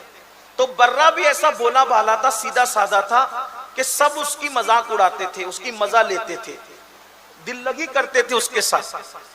تو جب حج کو جانے لگے تو مدینہ شریف جانا تھا، حج کو جانا تھا، تو نواب صاحب نے کہا یار اتنا لمبا سفر ہے، مہینوں لگ جائیں گے، تو برہ کو بھی ساتھ لے لیتے ہیں، کیونکہ راستے میں اس سے ہنسی مذاق کریں گے تو ذرا ٹائم پاس ہوگا نا۔ بھائی لوگ ہنسنے بولنے والے ہوتے ہیں تو ٹائم پتہ نہیں چلتا۔ جیسے ہمارے وقار بھائی جب یہ جلسے میں ہوتے ہیں، نظامت کرتے ہیں، تو آپ لوگوں کو ایسا لگتا ہے کہ یہ ہٹے نہیں، مقرر ہی نہیں آئی، انہی کو کھڑے رہنا چاہیے، ہے نا؟ محبت کرتے ہیں آپ لوگ ان سے، یہ ہنساتے بھی رہتے ہیں آپ کو، تو ایسا ہنسنے بولنے والا مزہ آتا ہے سب کو۔ بھائی دل ہے تو دل لگی بھی ہونی چاہیے نا۔ یہ گردن لٹکا کر بیٹھنے کی بدعت بعد میں شروع ہوئی ہے۔ ہمارے سب بزرگ لوگ زندہ دل رہے، اور زندہ دل زندہ دلی کا نام، زندگی زندہ دلی کا نام ہے۔ مردہ دل کیا خاک جیا کرتے ہیں؟ ہاں، تو دل لگی کرنی تھی۔ دیکھو قسمت کی بات، تقدیر کی بات، کیا کسی کا بھولا پن اس کو مدینے لے گیا، کسی کی سادگی مدینے لے گئی۔ پتا چلا مدینے شریف جانے کے لیے پیسے نہیں، ان کے کرم کی ضرورت ہے۔ بے حکم کب مجال پرندے کو پر کی ہے۔ پھر کیا ہوا؟ سفر میں لے گئے ہنسنے بولنے کے لیے، ہنسی مذاق کے لیے۔ برہ ساتھ گیا، بھولا بھالا آدمی تھا، خدمت بھی کرتا تھا، ہنسی مذاق بھی چل رہی تھی۔ مدینہ شریف پہنچ گئے۔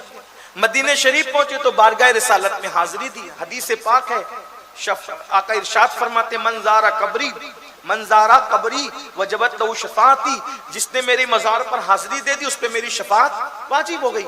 تو شفاعت کوئی دیکھنے کی چیز تو نہیں ہے نا، کوئی شکل تو نہیں ہوتی، بس گئے، عقیدہ ہے، یقین ہے کہ حضور نے شفاعت دے دی، کا وعدہ کیا تو دے دیا، شفاعت کا وعدہ ہے تو دے دیا۔ اب ہوا کیا؟ حاضری دے کر سلام پڑھ کے سب لوٹے، تو مبارکباد دینے ایک دوسرے کو، مبارک ہو مبارک ہو، شفاعت مبارک شفاعت مبارک۔ یقین تھا ان لوگوں کو، اور ہونا بھی چاہیے، حضور نے کہہ دیا تو ہونا ہی ہے مبارک۔ یہ برہ بھولا بھالا بیچ میں کودا، کائے کی مبارکباد چل رہی، تو بولے شفاعت ملی نا حضور سے، اس کی چل رہی تھی، بولے شفاعت ملی۔ تو اب یہ جب دیکھا کہ یہ بیچ میں گھس کر کے اس نے سوال کر دیا، تو نواب کو پھر مذاق سوچی، تم کو نہیں ملی برہ؟ نہیں مجھے تو نہیں ملی۔ بھئی اس کو ایسا لگا ذہن میں کہ شفاعت کوئی دکھنے والی چیز ہے، کوئی نظر آتی ہے، اور نظر آئے گی تو شفاعت ملے گی۔ اب جب نواب کو مذاق سوچی تو کہا تم کو نہیں دیا حضور نے؟ کہا نہیں مجھے تو نہیں دیا۔ اچھا ہمیں تو دیا، الحمدللہ۔ اب یہ نظروں سے اوجھل ہوا، کھسکا، وہاں سے ہٹا، اور روتا چلاتا سنہری جالیوں کے سامنے سیدھا، اور جا کے کہا حضور میں نے سنا تھا کہ ہر جگہ امیر غریب چھوٹا بڑا دیکھا جاتا ہے، آپ کے یہاں نہیں دیکھا جاتا، اب آپ کے یہاں بھی یہ فرق ہونے لگا۔ دیوانگی، یقین، حضور آپ کے یہاں بھی واللہ یہ فرق ہو رہا ہے۔ نہیں آپ کے یہاں یہ فرق نہیں ہو سکتا، نواب کو شفاعت ملی مجھے نہیں ملی، اب میں یہی مروں گا، یہی چلاؤں گا، یہی گروں گا، یہی پڑھوں گا، جاؤں گا نہیں، مجھے بھی شفاعت دیجیے، میں بھی شفاعت لے کے جاؤں گا۔ اب یقین کہ یہاں دورہ سلوک نہیں ہو سکتا، یہاں امیر و غریب میں فرق نہیں ہو سکتا، میرے نواب کو شفاعت دی، مجھے بھی شفاعت چاہیے، ورنہ میں جاؤں گا نہیں۔ دیوانگی کر رہا ہے۔ سنہری جالیوں سے ایک ہاتھ نکلا، جیسا یقین ویسی عطا، جیسی سوچ ویسی عطا۔ سنہری جالیوں سے ایک ہاتھ نکلا، خوبصورت سا گورا گورا ہاتھ، اور اس پہ ایک کاغذ تھا اور اس کاغذ پہ لکھا تھا ہم نے برہ سے شفاعت کا وعدہ کر لیا. یقین یقین ہے یہ یقین کی برکتیں ہیں. لیا کاغذ اور کودتا پھاندتا آیا, ہمیں بھی مل گئی, ہمیں بھی مل گئی, ہمیں بھی مل گئی. پہنچا ہمیں بھی کیا مل گیا؟ کہا شفاعت. تم لوگوں کو ملی نا, بتاؤ تمہاری شفاعت کا ہے. یہ دیکھو میری شفاعت. جب نواب نے کاغذ پڑھا آنکھوں میں آنسو آ گئے, عقل والے پیچھے رہ گئے, عشق والا آگے بڑھ گئے. یہ یقین ہے میرے بھائیو, یقین یہ دلاتا ہے. یقین پیدا کرو, جو ہو ذوق یقین پیدا تو کٹ جاتی ہے زنجیریں. اپنے اندر یقین, آج مسلم امہ میں یقین نہیں ہے, ورنہ برہ ایک دیوانے کا یقین پیدا کرو. بے شمار اس پر واقعات ہے. تو بات دور چلی گئی اور دور سے دور چلی گئی. تو عرض کیا کر رہا تھا, میرے پیارے آقا صلی اللہ علیہ وآلہ وسلم کے پیارے دیوانوں, اولیاء اللہ کے پاس جاؤ, یقین کے ساتھ جاؤ, انشاءاللہ بگڑی بنے گی, کام بنیں گے. اور ان کی دعاؤں سے تقدیریں بدلتی ہیں, تقدیریں تبدیل ہوتی ہے. اس لیے اپنے اندر یقین کا مادہ پیدا کرو. جو جتنا یقین والا ہوگا اللہ اس کو اتنا نوازے گا, اس کو اتنا عطا کرے گا. آپ کو نہیں جانا ڈاکوؤں کی طرف, نہیں جانا جادوگروں کی طرف, نہیں جانا سادھوؤں کی طرف. بچیاں آبرو لٹا رہی ہے, آپ کا پیسہ ضائع ہو رہا ہے, آپ کے گھر کی برکت کے نام پر, گھر کی بندش کے نام پر لوگ کیا کیا کر رہے ہیں. تو میں عرض یہ کر رہا تھا, چلیے بات کہیں تو سمیٹنی پڑے گی. تو اللہ کے رسول علیہ السلام فرماتے ہیں, پہلی نحوست نماز چھوڑنے کی روزی سے برکت جاتی ہے. دوسری نحوست نماز چھوڑنے کی جلدی جلدی پڑھ دیتے. دوسری نحوست کیا ہے؟ نماز ترک کرنے کی, نماز چھوڑنے کی دوسری نحوست, اللہ اس کی عمر سے برکت اٹھا لیتا ہے, عمر اس کی چھوٹی کر دی جاتی ہے. تیسری نحوست, اس کے چہرے سے مومنوں کا نور چھین لیا جاتا ہے, ایمان والوں کا نور چھین لیا جاتا ہے, خوبصورتی چھین لی جاتی ہے. آج میری قوم کے جوان زیادہ تر کاوش اور کوشش کیا کر رہے ہیں, کاسمیٹک آئٹم لگائیں گے, ایک سے ایک صابن, کریم, اچھے سے اچھا فیس واش استعمال کریں گے. میں کہتا ہوں اگر ناجائز حرام چیز نہیں ملی ہے, کوئی منع نہیں کرتا آپ کو, لیکن آپ سے ایک بات کہتا ہوں, کتنا بھی قیمتی میک اپ کرو, کتنا بھی قیمتی, 2 گھنٹے 4 گھنٹے 6 گھنٹے, لیکن نماز کا سجدہ کرو گے تو سجدے کی برکت یہ ہے, زمین پہ رہو گے تو بھی چہرے چمکے گے, مرو گے تو جنازے میں بھی چہرہ چمکے گا, اور جب قبر سے اٹھو گے نا تو اللہ کے رسول فرماتے 14ویں رات کے چاند کی طرح چہرہ چمکے گا. آج خوبصورت سب کو بننا ہے, سجدہ کسی کو نہیں کرنا. نماز پڑھو, نمازی بنو, نماز کی برکت ہے, یہ سب برکتیں ملے گی. اب اگر بے نمازی پن سے روزی کم ہوئی, عمر کم ہوئی, چہرے سے رونق گئی, تو کیا پتا چلا؟ اس کا عکس کیا ہے؟ مطلب نماز پڑھو گے تو روزی میں برکت ہوگی, عمر میں برکت ہوگی, اور چہرہ چمکے گا. دیکھو یہ جو لوگ نماز پڑھتے ہیں پابندی سے, ان کے چہرے دیکھو.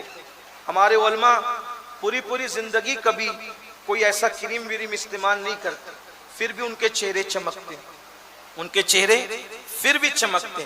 اس لیے میرے عزیزوں, اپنے چہروں کو چمکانا ہے تو سجدوں کو لازم کرو. پھر اب 3 مصیبتیں مرتے وقت, اللہ کے رسول علیہ السلام فرماتے ہیں دوسری 3 مصیبتیں بے نمازی کو مرتے وقت یہ ہوگی, وہ مرے گا تو ذلیل اور رسوا ہو کر مرے گا, ذلت کی موت آئے گی. دیکھ لیجئے بعض لوگ ایسے مرتے ہیں اللہ کی پناہ کچھ نہیں کہہ سکتے, بس اللہ کی امان, الامان والحفیظ, کچھ نہیں کہہ سکتے.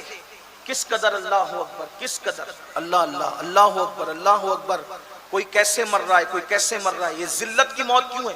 بے نمازی پن کی وجہ سے. توبہ کرو, ذلت کی موت سے نجات ملے گی انشاءاللہ. پھر فرماتے ہیں اللہ کے رسول دوسری مصیبت مرتے وقت کہ جب وہ مرے گا تو بھوکا مرے گا, کتنا بھی کھلا دو اس کی بھوک نہیں جائے گی, بھوکا مرے گا. تیسری مصیبت مرتے وقت پیاسا مرے گا, اگر 7 سمندروں کا پانی بھی اس کے منہ میں انڈیل دو تو بھی وہ پیاسا ہی مرے گا. اب اس کا عکس کیا ہے؟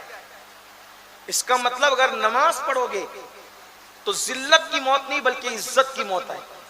بے شمار لوگ ایسے ہیں نا, بے شمار لوگ جو مرتے ہیں تو لوگ تمنا کرتے کاش ایسی موت مجھے بھی نصیب. لوگ تمنا کرتے مسجد نبوی شریف سے جب جنازے جنت البقیع کی طرف جاتے ہیں تو میں نے بڑے بڑے اللہ والوں کو یہ تمنا کرتے تھے کہ کاش اس کی جگہ میں ہوتا، ہے نا؟ کیا نصیب والے، کیا عزت کی موت. کوئی مسجد میں سجدے میں مرتا ہے تو لوگ کہتے ہیں کیا موت ہوئی. یہ کوئی وضو کرتے کرتے جاتا ہے کیا موت ہوئی. تو نماز پڑھو گے انشاءاللہ تو عزت کی موت آئے گی. نماز پڑھو گے تو بھوکے نہیں مرو گے، نماز پڑھو گے تو پیاسے موت نہیں آئے گی. اب 3 مصیبتیں قبر میں. اللہ کے رسول علیہ السلام ارشاد فرماتے جب بے نمازی کو اس کی قبر میں رکھا جائے گا، پہلی مصیبت، قبر اس کو اتنا دبائے گی کہ اس کے دونوں طرف کی پسلیاں آپس میں مل جائے گی. دونوں طرف کی پسلیاں آپس میں مل جائیں. حضور نے یوں انگلیوں کا اشارہ فرمایا. خوبصورت انگلیاں حضور کی، ہماری انگلیاں ان کی انگلیوں کی طرح ہو بھی نہیں سکتی، لیکن آقا نے ارشاد فرمایا ایسے پسلیاں مل جائیں. نمبر 2، آقا ارشاد فرماتے ہیں پسلیاں آپس میں ٹوٹ کر ایک دوسرے میں گھس جائے گی اور اللہ ان پر، اس بے نمازی پر قبر میں ایک اژدہا مقرر فرمائے گا جس کا نام ہے شجاع الاقرع، اور وہ گنجا سانپ ہے. اس کی لمبائی 70 سال کی مسافت اتنی لمبی ہے اور وہ بختی اونٹ کی طرح موٹا ہے اور آگ کی اس کی آنکھیں ہیں اور لوہے کے اس کے ناخون ہیں. جب وہ کسی کو ڈسے گا تو وہ زمین میں دھس جائے. اور یہ سلسلہ کب تک چلے گا؟ بھئی سانپ کسی کو ڈسے تو زیادہ سے زیادہ آدمی مر جائے، لیکن اب وہ مرے گا نہیں، نہ جی سکے گا نہ مر سکے گا.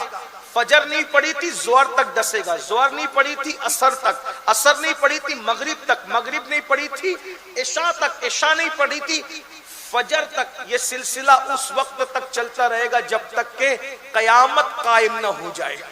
یہ سلسلہ اس پہ چلتا رہے گا. سوچو 10 منٹ کی نماز کا ٹائم نکالتے تو یہ مصیبت آتی. اور یہ کون کہہ رہا ہے؟ کوئی سیاسی لیڈر نہیں، کوئی خطیب نہیں، کوئی مولوی نہیں، یہ اللہ کے سچے رسول صادق و مصدوق نے فرمایا، اللہ کے سچے نبی نے فرمایا. انہوں نے کہہ دیا حق ہے. جس کے کہنے پہ خدا کو ایک مانا، اس کے کہنے پہ یہ نہیں مانتے. سوچو 10 منٹ کا ٹائم اگر نکال لیتے اتنی بڑی مصیبت سے بچ جاتے. میرے بھائیوں رحم کرو، ہے کسی کے اندر اتنی ہمت؟ ارے کھیت کا بچھو اگر ڈسے ہم برداشت نہیں کر سکتے، کھیت کا سانپ ڈس لے ہم برداشت نہیں کر سکتے، وہ قبر کا اتنا خطرناک اژدہا جس کا نام شجاع الاقرع ہے. اللہ اکبر. اللہ ہم سب کو امان عطا کرے، پناہ عطا کرے. اللہ کے بندو توبہ کرو، عہد کرو، نماز نہیں چھوڑیں گے آج سے. بلکہ ابھی جنہوں نے عشاء کی نماز نہیں پڑھی وہ گھر جا کے پہلا کام کریں گے عشاء پڑھیں گے. فجر میں اٹھو. آپ جب کاروبار کے لیے اٹھ سکتے، ٹرین پکڑ کے لیے اٹھ سکتے، بسیں پکڑنے کے لیے اٹھ سکتے، نماز کے لیے بھی اٹھو. تو دوسری مصیبت ہے کہ شجاع الاقرع اس پر مقرر کیا جائے گا. اور نمبر 3، اللہ کے رسول علیہ الصلوۃ والتسلیم فرماتے ہیں اس کی قبر کو آگ سے بھر دیا جائے. سوچو ذرا کہ کون سی آگ؟ جہنم کی آگ. اگر قبر میں آگ نہ بھی ہو تو سوچے تو صحیح، جہاں ہوا جانے جگہ نہیں ہو قبر کیا ہوگی؟ تھوڑا قبر کا تصور کرو نا، ذرا غور تو کرو. اگر اپنے 10x10 کے کمرے میں پنکھا اور اے سی بند ہو جائے تو کیا حال ہوتا ہے نا؟ اور قبر میں تو وہ کوئی کمرہ ہی نہیں ہے، کروٹ بدلنے کو جگہ نہیں ہے. یہ دنیا ہی سب کچھ نہیں، دنیا کی رنگریلیاں ہی سب کچھ نہیں ہے، دنیا ہی سب کچھ نہیں ہے، دنیا کا عیش و آرام ہی سب کچھ نہیں ہے. صرف 10 منٹ، ایک 10 منٹ کتنی بلاؤں سے بچا رہا ہے. 10 منٹ کا نکالنا کتنی مصیبتوں سے نجات دلا رہا ہے. نماز سیکھو مبلغین کے پاس، ان علماء کے پاس، یہ سنی دعوت اسلامی کے ہمارے احباب کے پاس، ان علماء اہل سنت کے پاس. 1 گھنٹہ لگے گا نماز سیکھنے، 2 گھنٹہ لگے گا. صحیح نماز پڑھنے والے بن جاؤ، سچے نمازی بن جاؤ. بارش ہو، گرمی ہو، سردی ہو، طوفان ہو، کچھ بھی ہو، نماز مت چھوڑو. 10 منٹ کا ٹائم لگتا ہے، صرف نماز کے پابند بنو. تو آقا ارشاد فرماتے ہیں کہ اس کی قبر کو آگ سے بھڑکا دیا جائے. اللہ سے پناہ طلب کرتے، اللہ کی پناہ طلب کرتے ہیں. پھر 3 مصیبتیں اس کو قیامت میں آئے گی اور 12 پوری ہو جاتی ہے اور اپنی بات پوری ہوتی ہے. نمبر 1، اللہ قیامت میں اس پر نظر رحمت نہیں کرے گا. کتنی بڑی مصیبت ہے. خدا جس سے نگاہ رحمت پھیر لے، نظر رحمت جس پہ نہ کرے، اس کا ہوگا کیا؟ پھر فرمایا میرے آقا صلی اللہ علیہ وآلہ وسلم نے، اللہ اس سے ناراض ہوگا. نہ نظر رحمت کرے گا، ناراض ہوگا۔ نمبر 3، اللہ اس کا حساب سختی سے لے گا، سختی سے حساب لے کر اس کو جہنم میں داخل کیا جائے گا۔ اب آپ مجھے بتائیں، اگر اللہ کسی سے نرمی سے بھی حساب لے لینا، توجہ کرنا، اللہ اگر کسی سے نرمی سے بھی حساب لے لے تو وہ جواب نہیں دے سکتا، اور چاہے جائے کہ وہ سختی سے لے۔ اللہ کے رسول فرماتے ہیں عائشہ، اگر اللہ نے کسی کو درگزر کر دیا تو وہ بخشا گیا، اور اگر پوچھ لیا تو وہ پھنس گیا۔ صرف اس کا پوچھ لینا ہی کسی کے امتحان کے لیے کافی ہے۔ اس پر ایک صرف حدیث پڑھ رہا ہوں، روایت پڑھ رہا ہوں، ایک روایت، میں آپ کی اوقات ہی کچھ نہیں، نمازی، حاجی، غازی، شہید، ان کا کوئی ذکر ہی نہیں۔ اللہ اپنے پیغمبر حضرت عیسیٰ علیہ السلام سے قیامت میں ایک سوال کرے گا۔ کس سے؟ حضرت عیسیٰ سے۔ حضرت عیسیٰ علیہ السلام سے اللہ ایک پوری زندگی کا حساب کتاب ابھی جو ہم سے کرنے کی ہم بات کرتے ہیں یہ نہیں، اور ہم تو گنہگار، مجرم، پاپی، کلمہ پڑھنا نہیں آتا، درود ابراہیم نہیں آتا، وضو، نماز کچھ نہیں آتا ہمیں۔ بلکہ میں تو لوگوں کو یہ کہتا ہوں، اگر ایک اچھا عالم اپنا وضو چیک کرے تو ہم اس میں ناکام ہو جائے، چاہے جائے کہ اللہ چیک کرے گا تو کیا ہوگا؟ سوچے نا صحیح کیا ہمارا حال ہے۔ اور ہم بڑی بڑی باتیں کرتے ہیں، اللہ کے بندو توبہ کرو، اللہ کو مناؤ، راضی کرو اللہ، اور اس کے لیے رو، گڑ گڑاؤ۔ اللہ ایک ہی سوال کرے گا حضرت عیسیٰ علیہ السلام سے، عیسیٰ کیا تم نے اپنی قوم کو یہ کہا تھا کہ تمہارے بعد وہ تم کو اور تمہاری ماں کو خدا بنا لے؟ آپ نے یہ کہا تھا؟ حالانکہ یہ سوال اللہ ان سے حساب لینے کے لیے نہیں کرے گا، بلکہ عیسائیوں کو رسوا کرنے کے لیے اور ان کو الزام سے بری ذمہ کرنے کے لیے اور ان کی عظمت کے اظہار کے لیے اللہ یہ سوال فرمائے گا کہ حضرت عیسیٰ پہ انہوں نے الزام لگایا کہ وہ کہتے ہیں کہ عیسیٰ خدا تھے، ان کی امی خدا تھی، اس لیے وہ 3 خدا مانتے ہیں۔ تو اللہ تعالیٰ قیامت کے دن عیسائیوں کو رسوا کرنے کے لیے حضرت عیسیٰ سے کہے گا کہ یہ کام تم نے کیا، یہ آپ نے کیا، کہ آپ نے یہ کہا کہ آپ کو اور آپ کی ماں کو یہ خدا مان لیں؟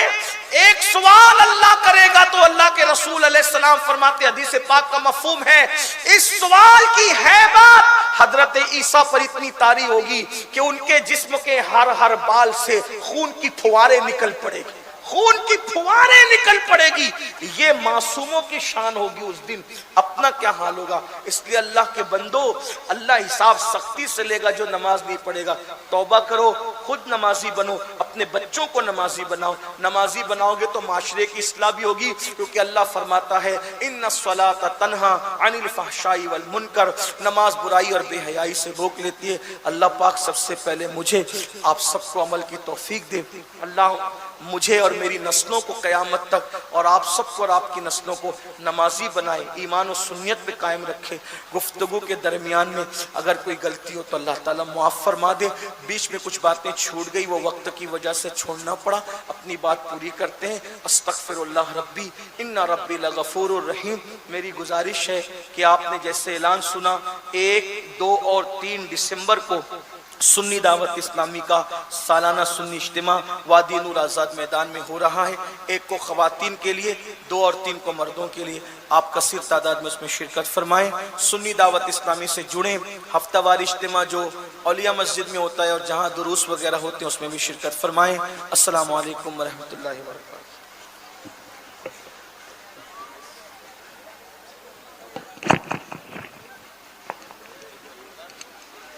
دیکھیے صلاۃ و سلام سے پہلے پھر گزارش آپ لوگوں سے کر رہا ہوں کہ سید صاحب کی آمد سے پہلے میں نے بتایا کہ زیارت پر آپ لوگ اکتفا کریں، ورنہ ہوگا یہ کہ زیارت سے جو نیکی مل رہی ہے آپ مصافحہ کرنے جائیں گے، دوسرے کو تکلیف ہوگی، سید صاحب کو بھی تکلیف ہو سکتی ہے، تو وہ نیکی زائل ہونے کا خدشہ ہے۔ اس لیے اطمینان و سکون کے ساتھ صرف زیارت پر اکتفا کریں، اور یاد رہے مکتبہ طیبہ لگا ہوا ہے، اس طرف آپ کو توجہ دینا ہے۔ 1، 2، 3 دسمبر وادی نور آزاد میدان میں سنی دعوت اسلامی کا اجتماع ہے، اس جانب توجہ دینا ہے۔ عیدگاہ روڈ پر ایک مدرسے کی تعمیر ہو رہی ہے، مدرسہ عثمان غنی، اس کے اراکین آئے ہوئے ہیں، آپ لوگ ان کا بھی تعاون کرتے ہوئے جائیں۔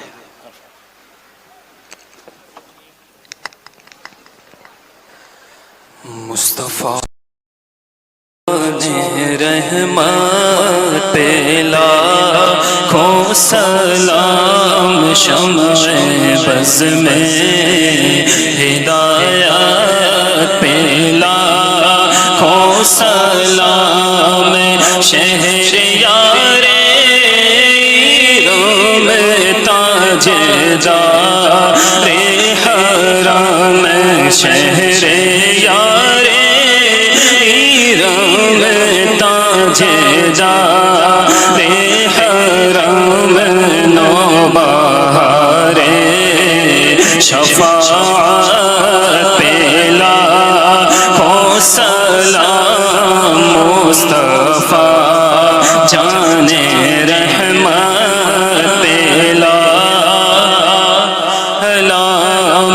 شب اسرا کے دولہا پیدا ام درود، نوشاہ بز میں جنت پہ لاکھوں سلام، ان کے آگے وہ حمزہ کی جانبازیاں، ان کے آگے وہ حمزہ کی جانبازیاں، شیر قرآن شدوت پہ لاکھوں سلام، کاش محشر میں جب ان کی آمد ہو اور بھیجے سب ان کی شوکت پہ لاکھوں سلام، مجھ سے خدمت کے قدسی کا ہے ہر رضا، مجھ سے خدمت کے قدسی کا ہے ہر رضا، مصطفیٰ جان رحمت پہ لاکھوں سلام، شمع بز میں ہدایت، یا نبی سلام علیکہ، یا رسول سلام علیکہ، یا حبیب سلام علیکہ،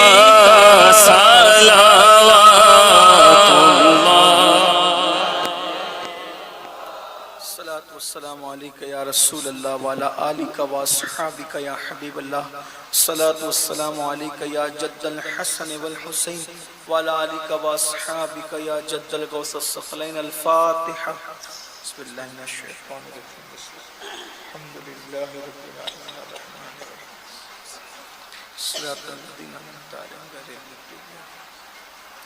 الحمد لله رب العالمين، الحمد لله حمدا كثيرا كثيرا، سبحان الله بكرة وأصيلا، الحمد لله قبل كل شيء، الحمد لله بعد كل شيء، الحمد لله كما حمده الأنبياء والمرسلون، اللهم صل على سيدنا ومولانا محمد وعلى آل سيدنا ومولانا محمد، صلاة تنجينا بها من جميع الأهوال والآفات، وتقضي لنا بها جميع الحاجات، وتقضي لنا بها جميع الحاجات، وتقضي لنا بها جميع الحاجات، وتطهرنا بها من جميع السيئات، وترفعنا بها عندك أعلى الدرجات، وتبلغنا بها أقصى الغايات من جميع الخيرات في الحياة وبعد الممات، إنك على كل شيء قدير.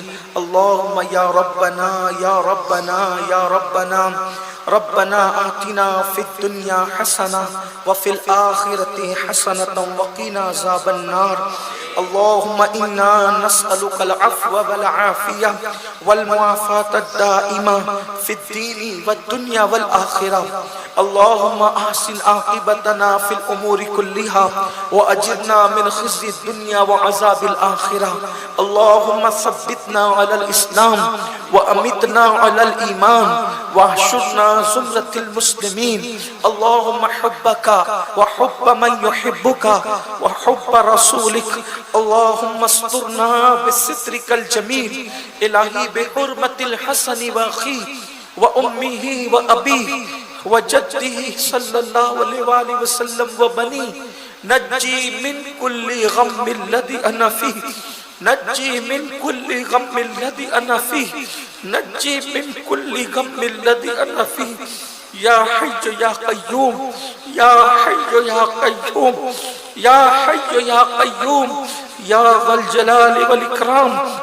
أسألك أن تحيي قلبي بنور معرفتك يا الله يا الله يا أرحم الراحمين يا أرحم الراحمين يا أرحم الراحمين. ارحمنا يا أرحم الراحمين. ارحم على جميع المؤمنين والمؤمنات والمسلمين والمسلمات إنك سميع قريب مجيب الدعوات. يا الله يا رحمن يا رحيم یا اللہ یا رحمان یا رحیم یا اللہ یا رحمان یا رحیم. مولا ہم سب کی حاضری کو قبول فرما. ہم سب کے گناہوں کو معاف کر دے. اے اللہ سب سے زیادہ تیرے بندوں میں گنہگار سیاہکار بدکار ہم ہی لوگ ہیں. بال بال گنہگار ہیں مولا. مگر مولا تیرا اور تیرے محبوب کا نام لیتے ہیں. یا اللہ تیرے نافرمان ہیں. تیرے حبیب کے نافرمان ہیں لیکن تیرے غدار نہیں ہے مولا. مولا ہم تجھے رب مانتے ہیں اور تجھی کو رب مانتے ہیں. تیرے سوا کوئی ہمارا معبود نہیں ہے مولا.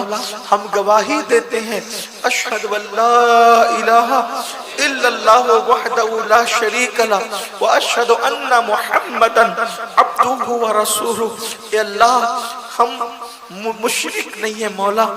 اللہ ہم تجھ پہ تیرے حبیب پہ ایمان لائے ہیں مولا. ہم تیرے نافرمان ہیں غدار نہیں ہیں اور تو اپنے بندوں سے کروڑوں ماؤں سے زیادہ پیار کرتا ہے. آج ہم اپنی زندگی کے ہر گناہ سے ایک دوسرے کو گواہ بنا کر تجھے تیرے فرشتوں کو تیرے محبوبوں کو گواہ بنا کر توبہ کرتے ہیں. اللہ ہم سب کی توبہ کو قبول فرما لے. ہم سب کی بے حساب مغفرت فرما دے. ہم سب کی بے حساب مغفرت فرما. تیرے بہت احسانات ہیں کروڑ احسان ہیں. ایک احسان اور کر دے. ہمیں معاف کر دے. ہمیں معاف کر دے. ہمیں بخش دے مولا بخش دے. تو ہم سب سے راضی ہو جا. تیرے حبیب کو راضی کر دے. اپنا بنا لے مولا اپنا بنا لے. تیری معرفت عطا کر دے. ہمارے دلوں کو پاک کر دے. ہمارے دلوں کو پاک کر دے.